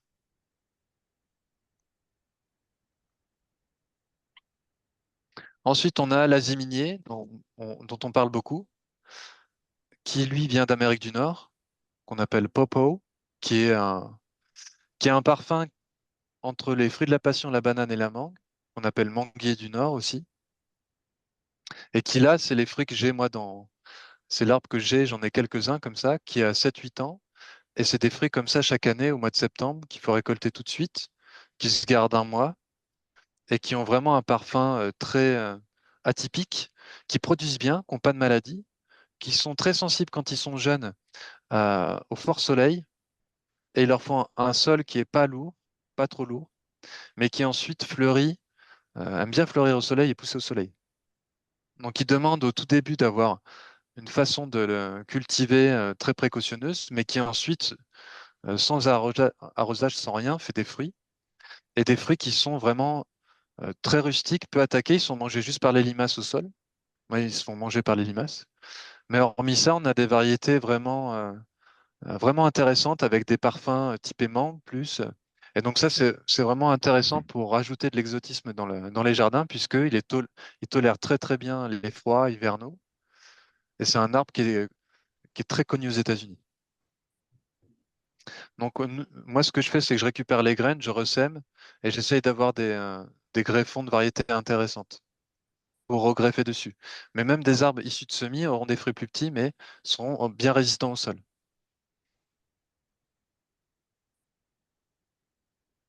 Ensuite, le figuier, qui est maintenant beaucoup mis en avant. On voit qu'ils sont exubérants maintenant dans le Chablais, ils prennent beaucoup moins de gelée. On n'a plus à les rabattre comme avant des fois quand ils prenaient des grosses gelées. Et ils tolèrent très très bien le climat qu'on a maintenant. On a des superbes années à figues. Donc le figuier, c'est à planter dans les jardins, même séchants. Il faut une terre quand même qui est plutôt drainante. Un sol argileux, ça va moins leur convenir. Mais c'est des arbres qui résistent très très bien aux conditions climatiques qu'on a actuellement. Et il y a des variétés qui se font moins attaquer, qui sont citées aussi en dessous, dont figue de Savoie, hein, qui se trouve, une figue qui est plutôt rustique. Et donc là, après, c'est au choix de produire. Il y en a qui produisent des fruits une fois par an et les autres 2 fois par an. On peut le multiplier par bouturage ou marcottage, ça fonctionne très bien. Donc ça, c'est un arbre euh, voilà, qui peut se multiplier, qui peut se donner entre voisins, même à des trocs de plantes. Je pense que vous en avez aussi certainement. Josette, peut-être. Voilà, cet arbre, c'est à mettre en avant, je pense, pour sa rusticité et par rapport au climat, au réchauffement climatique. Il peut être très intéressant. Ensuite, les kiwis, kiwi. Donc les kiwis gros, un classique, et après les plus petits qui se mangent avec la peau. Donc ça, les kiwis, il faut un sol neutre à acide, pas trop calcaire, pas trop de calcaire actif, pas trop de calcaire qui est très présent dans le sol, limoneux, riche en humus et à bonne disponibilité en eau. Donc ce qui fait que ça fait des facteurs quand même assez limitants dans certains endroits. Mais quand il prend, quand c'est un sol qui lui convient, alors faut pas le mettre en sol lourd ou trop calcaire, ça fonctionne pas. Mais quand il fonctionne bien, il peut faire des pousses assez spectaculaires, hein, de 3-4 mètres, vu que c'est une liane, et gorgé de fruits, des fruits très rustiques qu'on récolte avant maturité bien souvent, et qui se conservent très bien jusqu'au mois de mai. Et ça, c'est un arbre qui, une fois qu'il a bien compris le fonctionnement du sol où il est, qu'il a subi des arrosages pendant les 5-6 premières années, va pouvoir être bien résistant au climat. Par contre, ça demande une installation, un palissage, il faut qu'il soit tutoré, très solide. Mais après, c'est un arbre qui va donner de façon exubérante. Donc là, il y a des variétés classiques, la Hayward ou Bruno, hein, donnent très très bien en variété grosse. Puis après, il y a les variétés plus petites, hein, Geneva, Jumbo, Isai, qui sont plus petites, qui sont les kiwai, et qui sont très rustiques, très très rustiques, à cultiver même au-delà de 1000 mètres, ça fonctionne bien.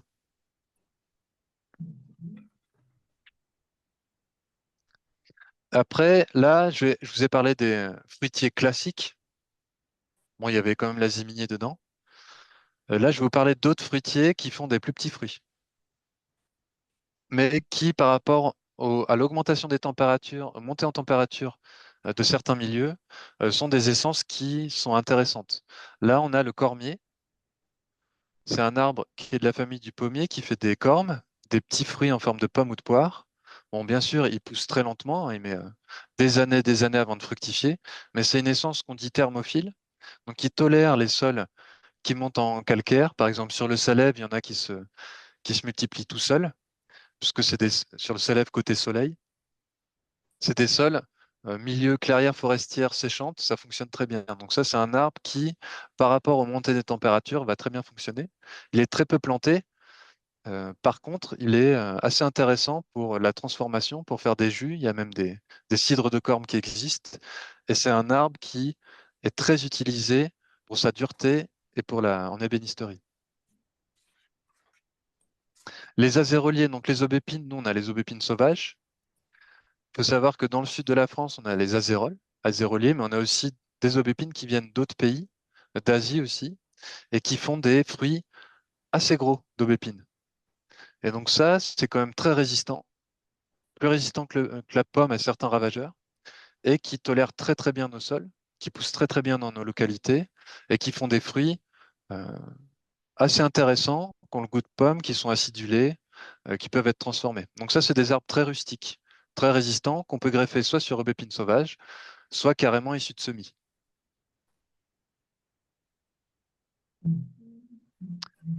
Les amélanchés, donc l'amélanché qui nous pousse classiquement pour l'amélanché alnifolia ou ovalis, qui pousse, qui pousse en sol calcaire, plutôt dans les cailloux secs, en montagne, les roches secs. Donc c'est un arbuste indigène, mais il y a des variétés sélectionnées à plus gros fruits, hein, parce que sinon, il faut se lever tôt et les oiseaux mangent tout, et ça fait beaucoup de petits fruits. Mais là, l'intérêt, c'est qu'il est prolifique. Il est très mellifère, extrêmement mellifère. Pour les apiculteurs, c'est très très bien. Et il fait beaucoup beaucoup de fruits. Aglané, très résistant aux maladies, très bonne rusticité. Euh, il convient très bien à nos types de sols. Donc ça, c'est une essence à planter vraiment partout, puisque ça permet de glaner quand même des petits fruits qui ont le goût de myrtille et qui sont vraiment très très bons. Les griotiers, donc on le recale souvent derrière le cerisier, on le met souvent en retrait. Mais le griotier a plein d'avantages puisqu'il est moins sollicité par les maladies et aussi par les insectes. Et on a des variétés maintenant qui sont extrêmement rustiques et qui sont compactes, donc qui peuvent faire des buissons fruitiers, des cerisiers en buisson, qui sont très intéressants. Donc je vous incite à vraiment prendre des griottes. Ça se récolte bien, ça se fait bien en transformation et c'est très rustique. Donc le griotier, qu'on trouve très peu en sauvage, hein, on a très peu de zones à griotier, mais qui est une essence qui est quand même présente chez nous localement. Le ragouminier, donc dans les prunus, la famille du griotier, on a le ragouminier, donc lui c'est vraiment un tout petit buisson et qui fait des fruits rouges ou jaunes, intéressant, très peu de maladies, pas attaqué par les vers des cerises. C'est vrai que les fruits sont un peu plus petits, mais par contre il produit en abondance vraiment des tiges remplies de fruits. Donc là il y a quelques variétés, dont la variété jaune qui est assez douce. Après le cornouiller mâle, très peu mis en avant, mais maintenant que les pays de l'Est ont une centaine de variétés à leur actif. C'est extrêmement intéressant. Donc, c'est pas le cornouiller sanguin, les fruits sont toxiques, qui sont adorés par les oiseaux, mais toxiques. Là, c'est le cornouiller mâle. Rien à voir avec le fait qu'il soit mâle ou femelle. Simplement, c'était une appellation comme ça, pour le différencier du cornouiller sanguin. Et ce cornouiller mâle, qui a son pendant en Asie, c'est le cornouiller officinal, qui fait les mêmes types de fruits. Donc, c'est un arbre qui est médicinal à la base et qui fait des fruits de sélection qui sont grosses comme des cerises, où le noyau est plus petit et qui se récoltent à l'automne. Donc ça permet d'avoir une production de cerises à l'automne vraiment très très bonne. Il y en a qui ont le goût de cassis, acidulé, il y en a qui ont le goût de framboise. Donc, c'est vraiment à piocher dans cet arbre avec plein de variétés. Il y en a qui sont à fruits jaunes, à fruits allongés, à fruits bleutés. Et pour tout type d'usage, on peut en faire des pâtes de fruits aussi, des confitures, des eaux de vie. Voilà. Et c'est un arbre extrêmement rustique qui tolère quand même la sécheresse, qui peut vivre plusieurs dizaines d'années et qui est vraiment intéressant pour les abeilles parce que c'est le premier à fleurir dans l'année. Il fleurit au mois de février. Il fleurit jaune avant les feuilles. Il est extrêmement mellifère et il apporte nectar et pollen aux abeilles. Donc ça, c'est une essence à replanter partout. Il tolère très bien le gel, mais il est peu représenté chez nous. Et moi, j'ai trouvé quelques individus en sauvage, dont un à Nernier dans une haie, qui avait au moins plus de 50 ans, c'est un arbre qui forme des petits troncs à la base, donc il est arbustif, mais les troncs là étaient de 20 cm de diamètre, ce qui faisait que c'était un arbre quand même très très vieux et qui produisait en abondance de fruits. Donc pas de maladie connue, très rustique.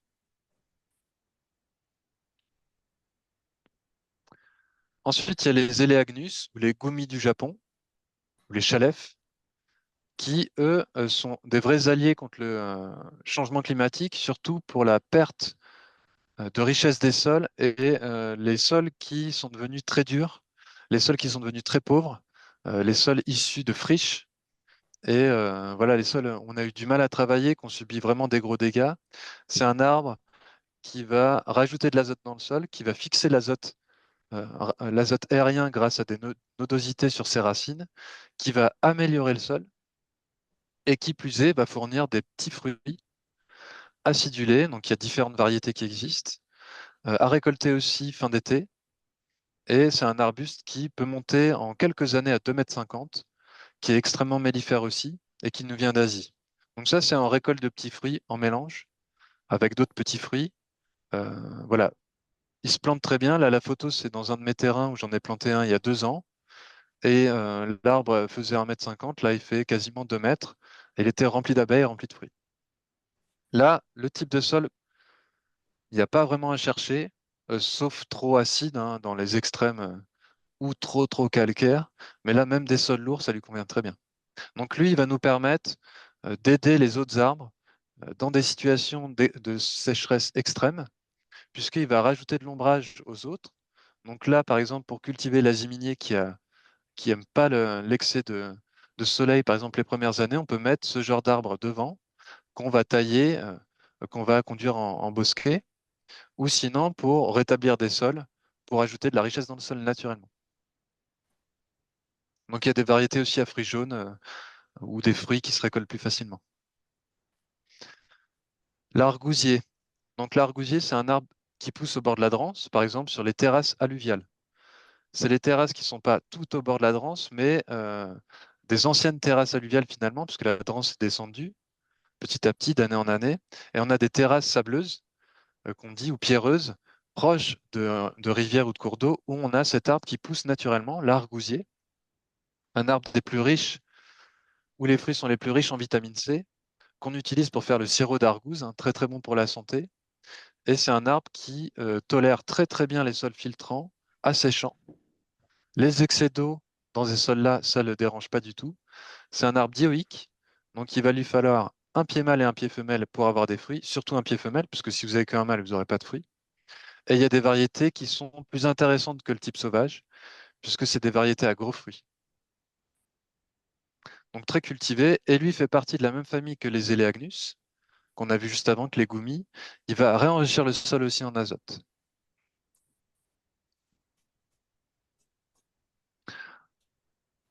Une autre plante, donc là c'est pour citer, vous allez aussi voir certainement dans de la littérature ou dans des pépinières, il y a aussi d'autres hybrides qui existent chez les rosacées. Donc là par exemple c'est le fameux poirier de Bolwiller, qui est apparemment un sorbopyrrhus, donc un hybride entre un sorbus, un sorbier, un alisier, et un pyrrhus, donc un poirier.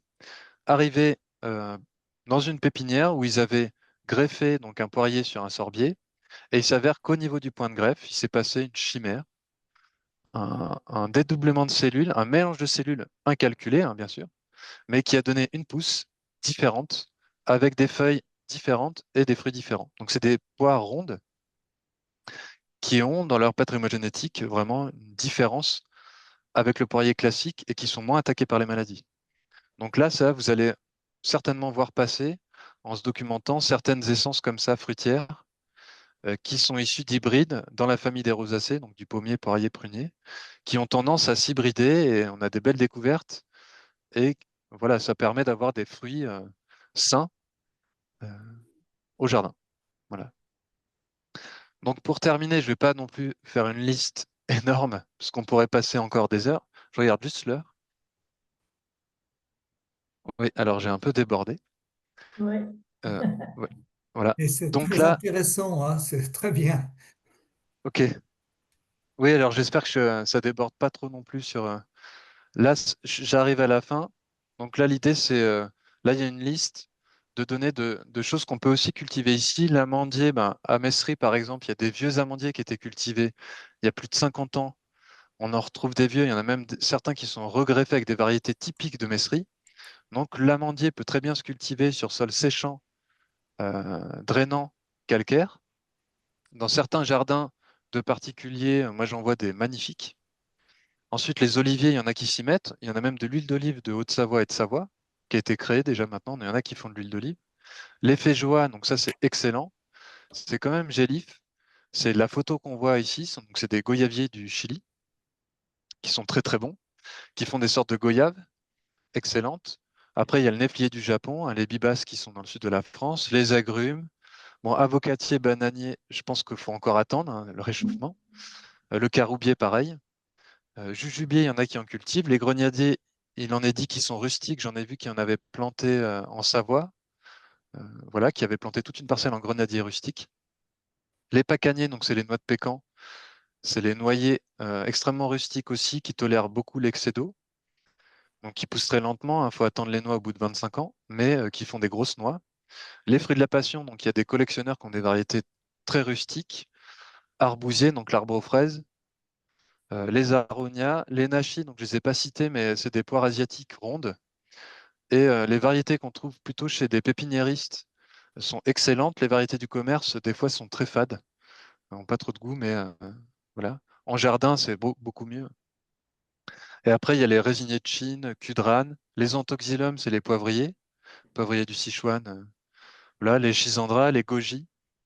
Les baies de mai, c'est des lonicera, donc des chèvrefeuilles, qui poussent, nous, dans les sols paratourbeux, près des tourbières en montagne, et qui, là, sont une sélection de variétés qui sont soit du nord de l'Europe ou des pays scandinaves ou sinon d'Amérique et qui font les baies de mai, les fameuses baies de mai qui se mangent au mois de mai, qui sont des sortes de myrtilles allongées.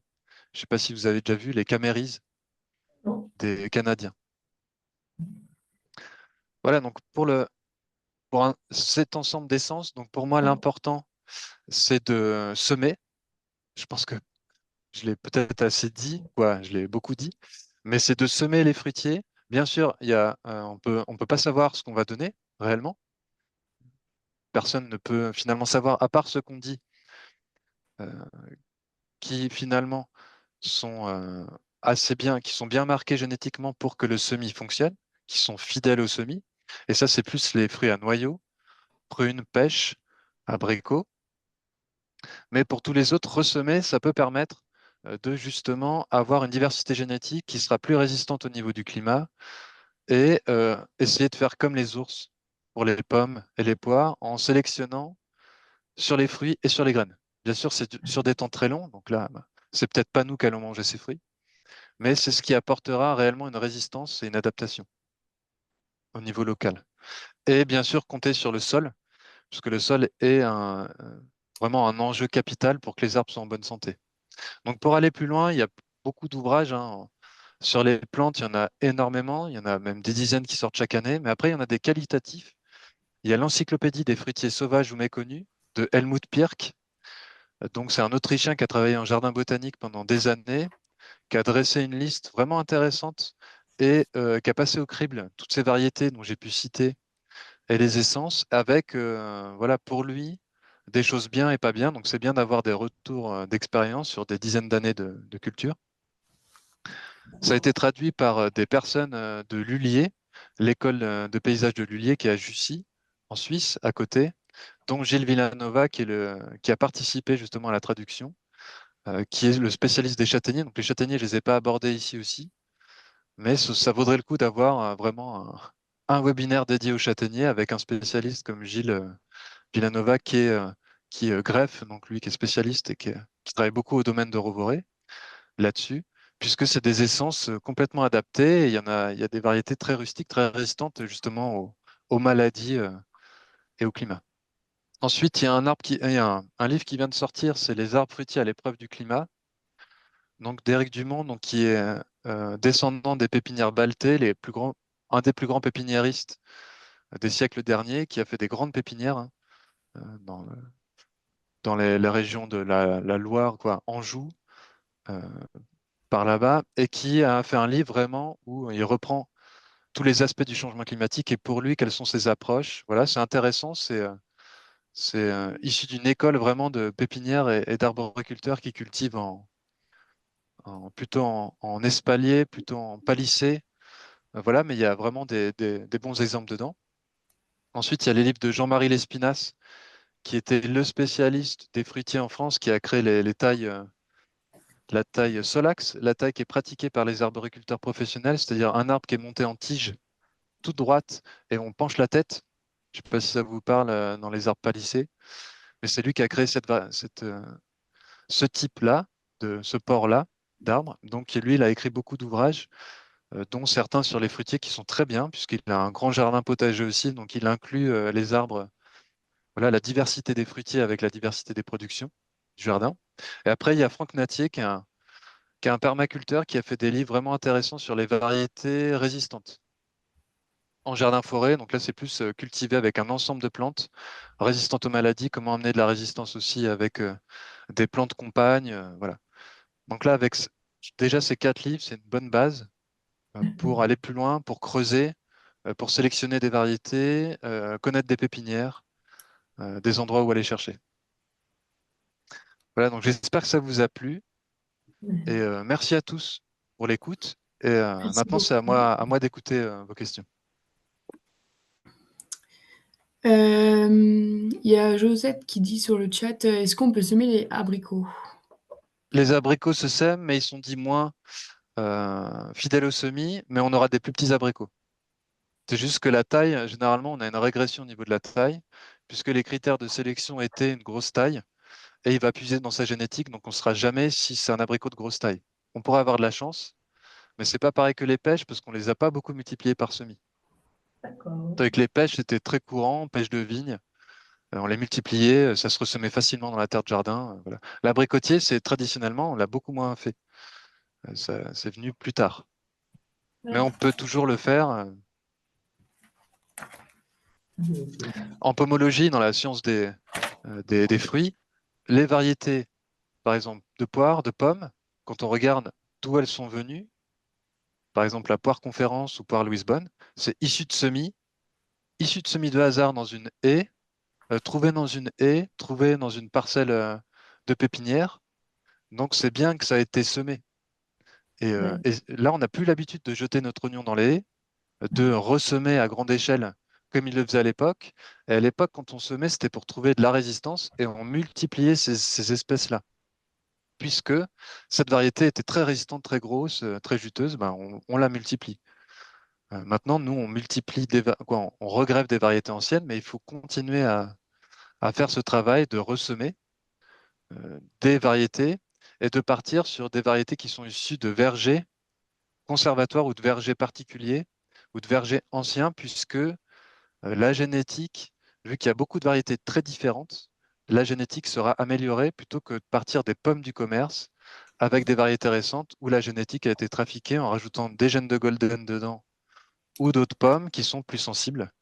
Donc, vaut mieux partir de variétés anciennes et de vergers conservatoires. Typiquement, aller à une fête de la pomme, ils pressent le jus, vous récoltez un seau de marc, vous ressemez ça et là, vous avez des centaines d'arbres qui vont pousser. D'accord. Merci.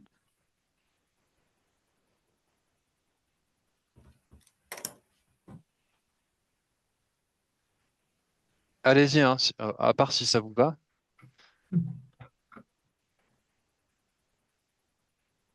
Ou s'il y en a qui ont des observations, par exemple, des choses qu'ils ont essayées, des tests.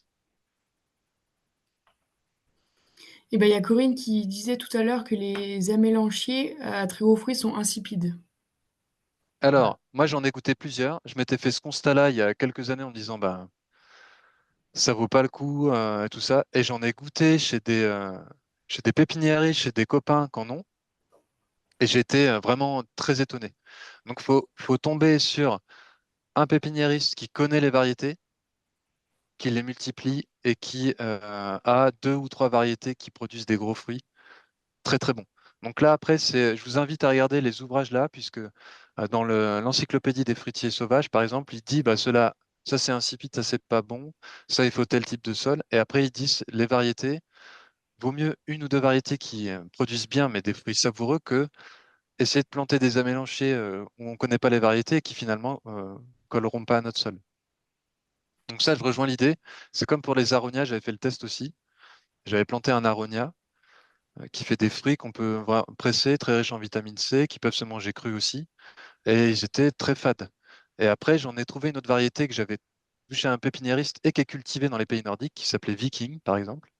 Cette variété, et en fait, elle a des énormes fruits, très juteux, très bons. Donc après, je pense qu'il faut...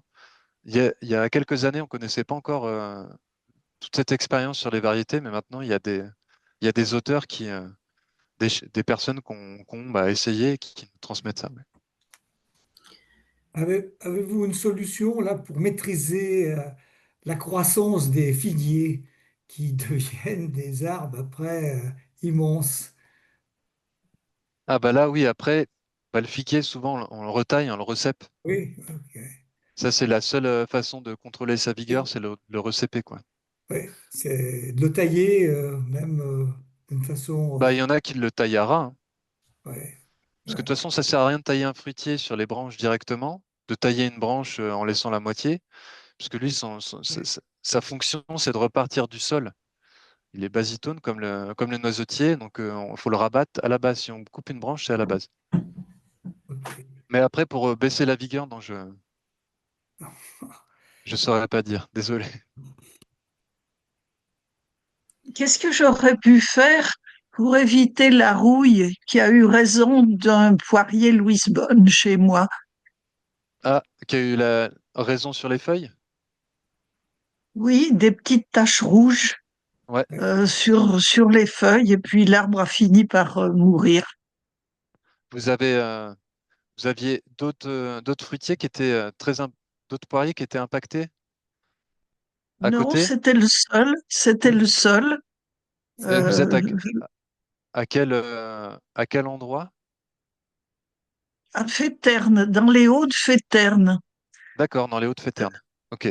Donc à 800, 900 800 mètres? mètres. 800? Oui, 800 Ok. Et mètres.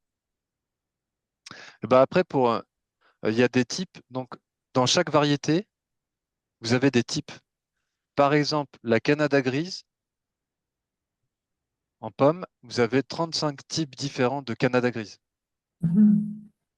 C'est pour vous expliquer que, suivant la variété, le pépiniériste qui va vous fournir la variété, Louise Bonne, il peut vous dire, bah, celle-là, moi, j'ai jamais eu de tavelure, ou très très peu, pas très impactant, ou de rouille, pas très impactant pour mon fruitier à cet endroit-là, dans mes vergers, et vous allez le planter et vous aurez rien. Et d'autres, vous allez acheter un arbre dans une autre pépinière où le greffon sélectionné, eh ben, ce Louise Bonne-là était devenu sensible. Et donc ça, c'est toute la difficulté de la variabilité des variétés, puisqu'elles sont variables.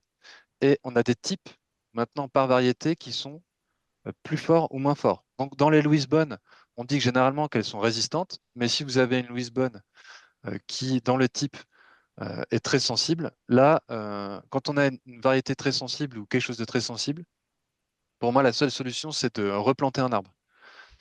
Puisque lutter avec, à part s'il est beau, hein, si certaines années il est moins attaqué, si vous avez quand même du fruit, à part faire, voilà, faire des petits traitements, mais s'il est vraiment, ou s'il a eu raison, donc c'est que l'arbre n'existe plus.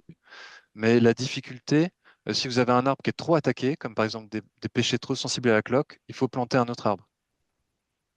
Il faut utiliser un autre arbre résistant, puisque sinon on va se battre, on va traiter, traiter, et en fait, la maladie est là, l'arbre, il est en train de mourir, donc ça fonctionnera plus. Donc ça, c'est bien que vous ayez soulevé ce point, puisque dans les Canada, dans beaucoup de variétés, on a des types. Et donc là, il faut toujours se renseigner chez le pépiniériste, lui demander si telle variété, sa Louise Bonne, est résistante. Et là, c'est Oui. vraiment le conseil du pépiniériste qui doit savoir pour moi, qui doit être à même. Après, peut-être que votre Louise Bonne était vieux, c'était un vieil arbre. Non, non, non, il n'était pas vieux, Il n'était mais pas il a vieux. été très vite attaqué par la rouille. C'est joli Ok. d'ailleurs, ça fait des belles petites taches Ouais, rondes rouges sur les ouais. feuilles, mais bon, Il est toujours vivant, non? Il est... non, non, il est mort, Ok, ok. il est mort, Très bien. je l'ai Mais perdu. j'ai la même chance sur un poirier, comment, des poires William, c'est la même chose, mais Ah oui, mais il oui. donne Ouais. bien. Il donne bien. Moi, je voulais vous demander par rapport au pommier, le chancre, il y a quelque chose à faire contre le chancre où vous avez l'écorce là qui éclate, qui. Ouais. Voilà. Là, c'est vraiment du cancer, ça. Ah bah ça, les chancres, c'est pas possible de lutter. Après, il y en a qui D'accord. veulent mettre des bouillies bordelaises. Je veux dire, l'arbre, quand il est attaqué, quand on est sur ce genre de maladie, on sait qu'il va bientôt mourir. Ouais. Ouais, Donc là, c'est faire un nettoyage des bois, hein, c'est jamais tailler, jamais retailler les arbres à côté avec le sécateur qui a touché ça, désinfecter avec du vinaigre la lame. Et si on replante un arbre, on va pas replanter un arbre sensible au chancre au même endroit. Et parce que ça peut être un nid à chancre après, quand on a ce genre d'arbre. Donc généralement, nous, on privilégie le fait de les faire tomber et de changer d'arbre. ok. Corinne nous écrit: Est-ce que je peux greffer plus haut sur prunier sauvage? Alors, c'est possible de greffer plus haut. Euh, c'est- des fois, c'est même intéressant parce que le prunier sauvage, il a beaucoup d'épines. Il est épineux, donc ça permet qu'il ne se fasse pas manger par les chevreuils et tout ça. On peut greffer plus haut, comme ça, ben, à 1,50 m, 2 mètres, on est sûr que notre variété sera moins attaquée. Par contre, quand on greffe plus haut, on ajoute une faiblesse mécanique puisque l'arbre, les vents dominants et par exemple, si vous êtes en montagne, la neige ou l'excès de pluie ou les vents forts, le point de greffe étant assez haut, ça va ajouter une fragilité puisque ça peut casser au niveau du point de greffe. Donc, quand on greffe haut, on a un risque de casser, mais le risque est quand même pas non plus très grave puisqu'on a beaucoup d'arbres qui sont surgreffés à 2 mètres. Type les arbres haute tige qu'on achète, hein, ou qui sont dans les vergers conservatoires ou les vergers de croqueurs. C'est des arbres qui sont surgreffés, donc ils sont greffés une deuxième fois à 2 mètres, donc ça ne pose pas de souci particulier. C'est juste qu'il faut surveiller quand on greffe à 2 mètres, qu'il n'y ait pas de rejet de porte-greffe en dessous du point de greffe. Donc sur 2 mètres, il faut faire sauter toutes les pousses du porte-greffe, il faut faire en sorte qu'il n'y ait rien qui pousse, il faut que toute la sève aille alimenter le greffon au-dessus de 2 mètres.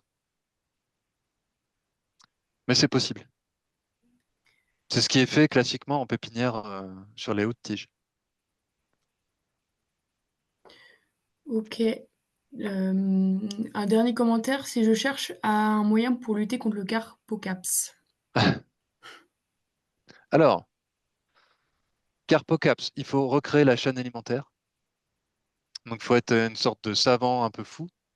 Bon, après, je vais parler. Bon, il y a les pièges à phéromones qui existent, c'est-à-dire qu'on place des pièges.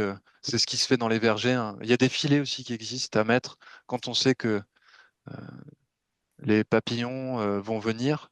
Ça permet de faire en sorte qu'ils viennent pas pondre les vers. Mais ensuite, sinon, il y a les phéromones. Donc, il y a des pièges qui vont faire en sorte que quand ce sera le moment de reproduction, ça va faire en sorte que les mâles sachent plus où sont les femelles, donc il y aura beaucoup moins de carpocaps. Donc voilà, les pommes vont se faire moins attaquer, mais ça coûte quand même assez cher ces pièges à phéromones. Mais sinon, il faudrait relancer dans l'écosystème un ensemble de facteurs comme les oiseaux qui vont manger justement ces vers, les oiseaux aussi qui vont manger les papillons, les insectes qui vont être impactants pour ces papillons. Donc, c'est des insectes qui vont mettre, par exemple, il y a certaines guêpes qui vont impacter ces vers, c'est-à-dire remettre de la diversité biologique qui va permettre de créer un écosystème qui soit plus résilient sur la durée. C'est des béquilles qu'on a de traitement, qu'on a, mais le fond du problème, entre guillemets, n'est pas réglé parce que dès qu'on a une attaque de ravageurs, et donc le carpo, c'est vraiment hyper embêtant, dès qu'on a une attaque de ravageurs en tant que tel, c'est qu'il y a un dérèglement. À chaque fois qu'on a un ravageur qui est plus présent que les autres, Campagnol, Carpocaps et autres, c'est qu'il y a un dérèglement, c'est qu'il y a, c'est pas harmonieux, s'il n'y a pas quelque chose qui est équilibré, et normalement, ensuite, il y a des parades qui viennent euh, se mettre en place. Mais c'est vrai que c'est sur un temps plus long. Donc, replanter des haies, replanter des zones enherbées, et ensuite mettre quelques pièges à phéromones pour faire baisser les populations et accueillir les oiseaux serait peut-être des solutions mises ensemble plus durables, plus efficaces. Après, il y a des variétés qu'on dit moins, euh, moins attaquées. Et il y a aussi le fait d'avoir des variétés dédiées. Maintenant, c'est ce qu'on dit, des variétés très sensibles. Par exemple, d'avoir Reine des Rainettes qui est très attaquée dans son verger, d'avoir une variété qui va être très attaquée, de la dédier à ça, et de faire en sorte qu'il y ait les ravageurs de cette variété, de cet insecte, qui viennent nous aider, les auxiliaires qui viennent nous aider pour limiter la population. Mais c'est à double risque, puisque si on a une variété qui est sensible, le Carpocaps va commencer à venir, donc il va impacter tout notre verger. Mais dans notre cas, si notre variété est dite sensible, le Carpocaps va venir, mais ensuite, les populations peuvent s'effondrer si des auxiliaires ou des ravageurs de ce Carpocaps peuvent se mettre en place. Mais c'est vraiment un gros problème. Il n'y a pas de solution miracle. Il y a rien qui existe hormis mécanique avec des filets ou phéromones pièges qui permettent d'éloigner, de baisser les populations et de rajouter de la diversité qui permettent de réguler. Ok, À part s'il y merci. en a qui ont des ajouts à donner sur le Carpocaps, moi je suis preneur.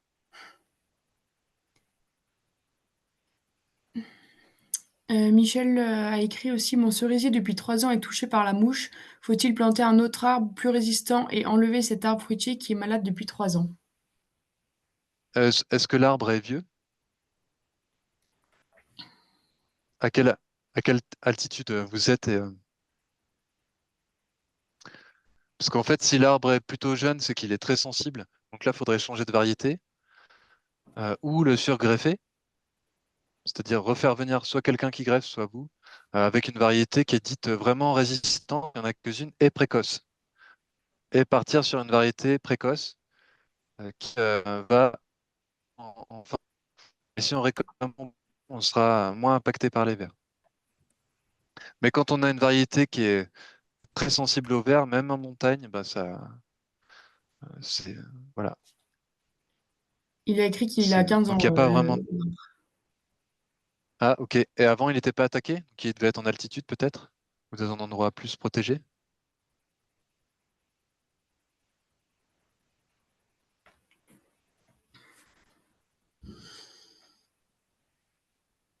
Non. Et donc 15 ans, et avant, il avait beaucoup de fruits? Beaucoup de mises à fruits?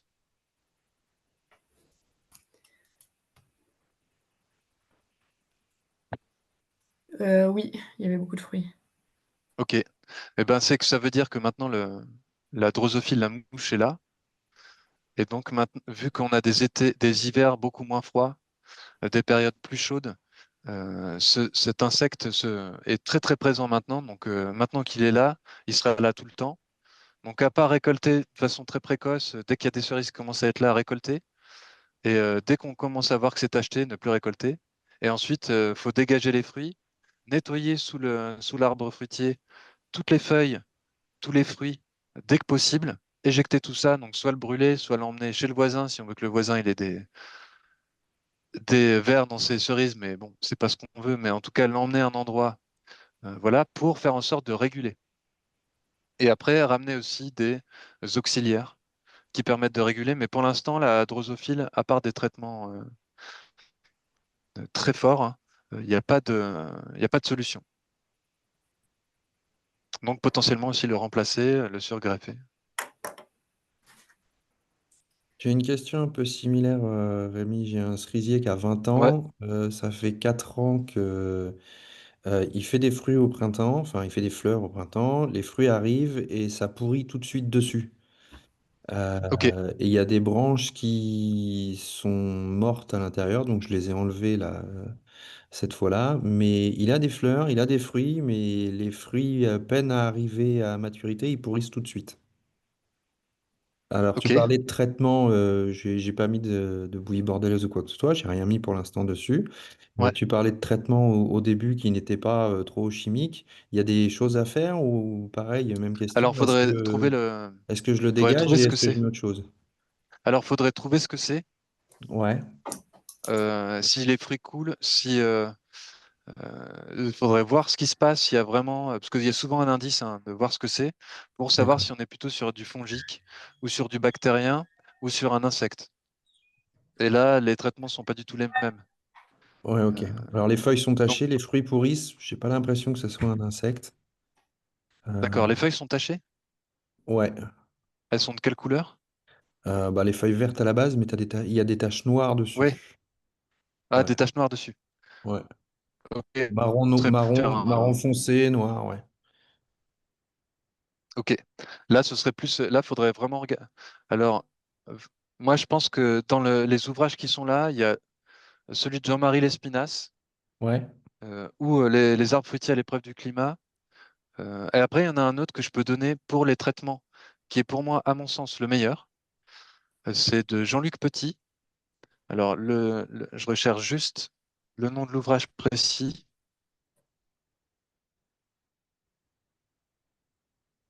Jean-Luc Petit.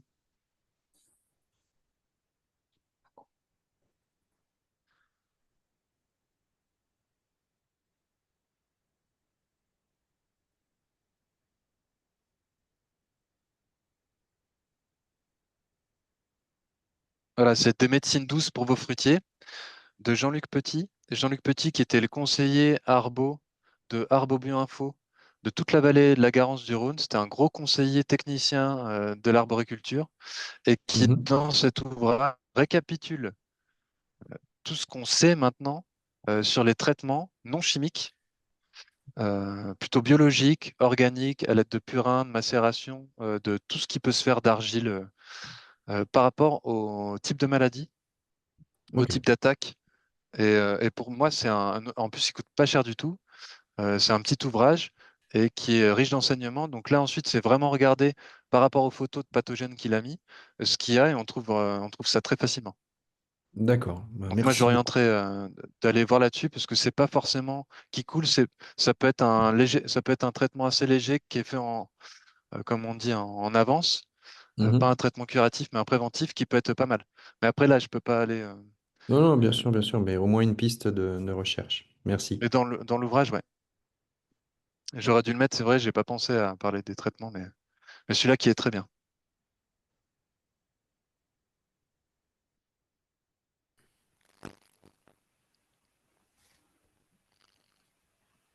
Je pense qu'on a fait le tour. Je n'ai plus de questions Ah, dans le... excusez-moi, mais j'ai pas bien noté le titre du livre. Médecine douce de Alors, Jean-Luc. c'est des médecines douces pour vos fruitiers. Ah, des médecines douces pour vos fruitiers. Merci. De rien. De Jean-Luc Petit, c'est ça. Jean-Luc Petit, oui. Merci. Voilà, c'est bon. Oui, c'est déjà pas mal là. On a bien. C'était très bien, bien intéressant. Ok. Et ben, je pense que cette présentation, pour ceux qui sont intéressés, moi, je suis OK pour la communiquer.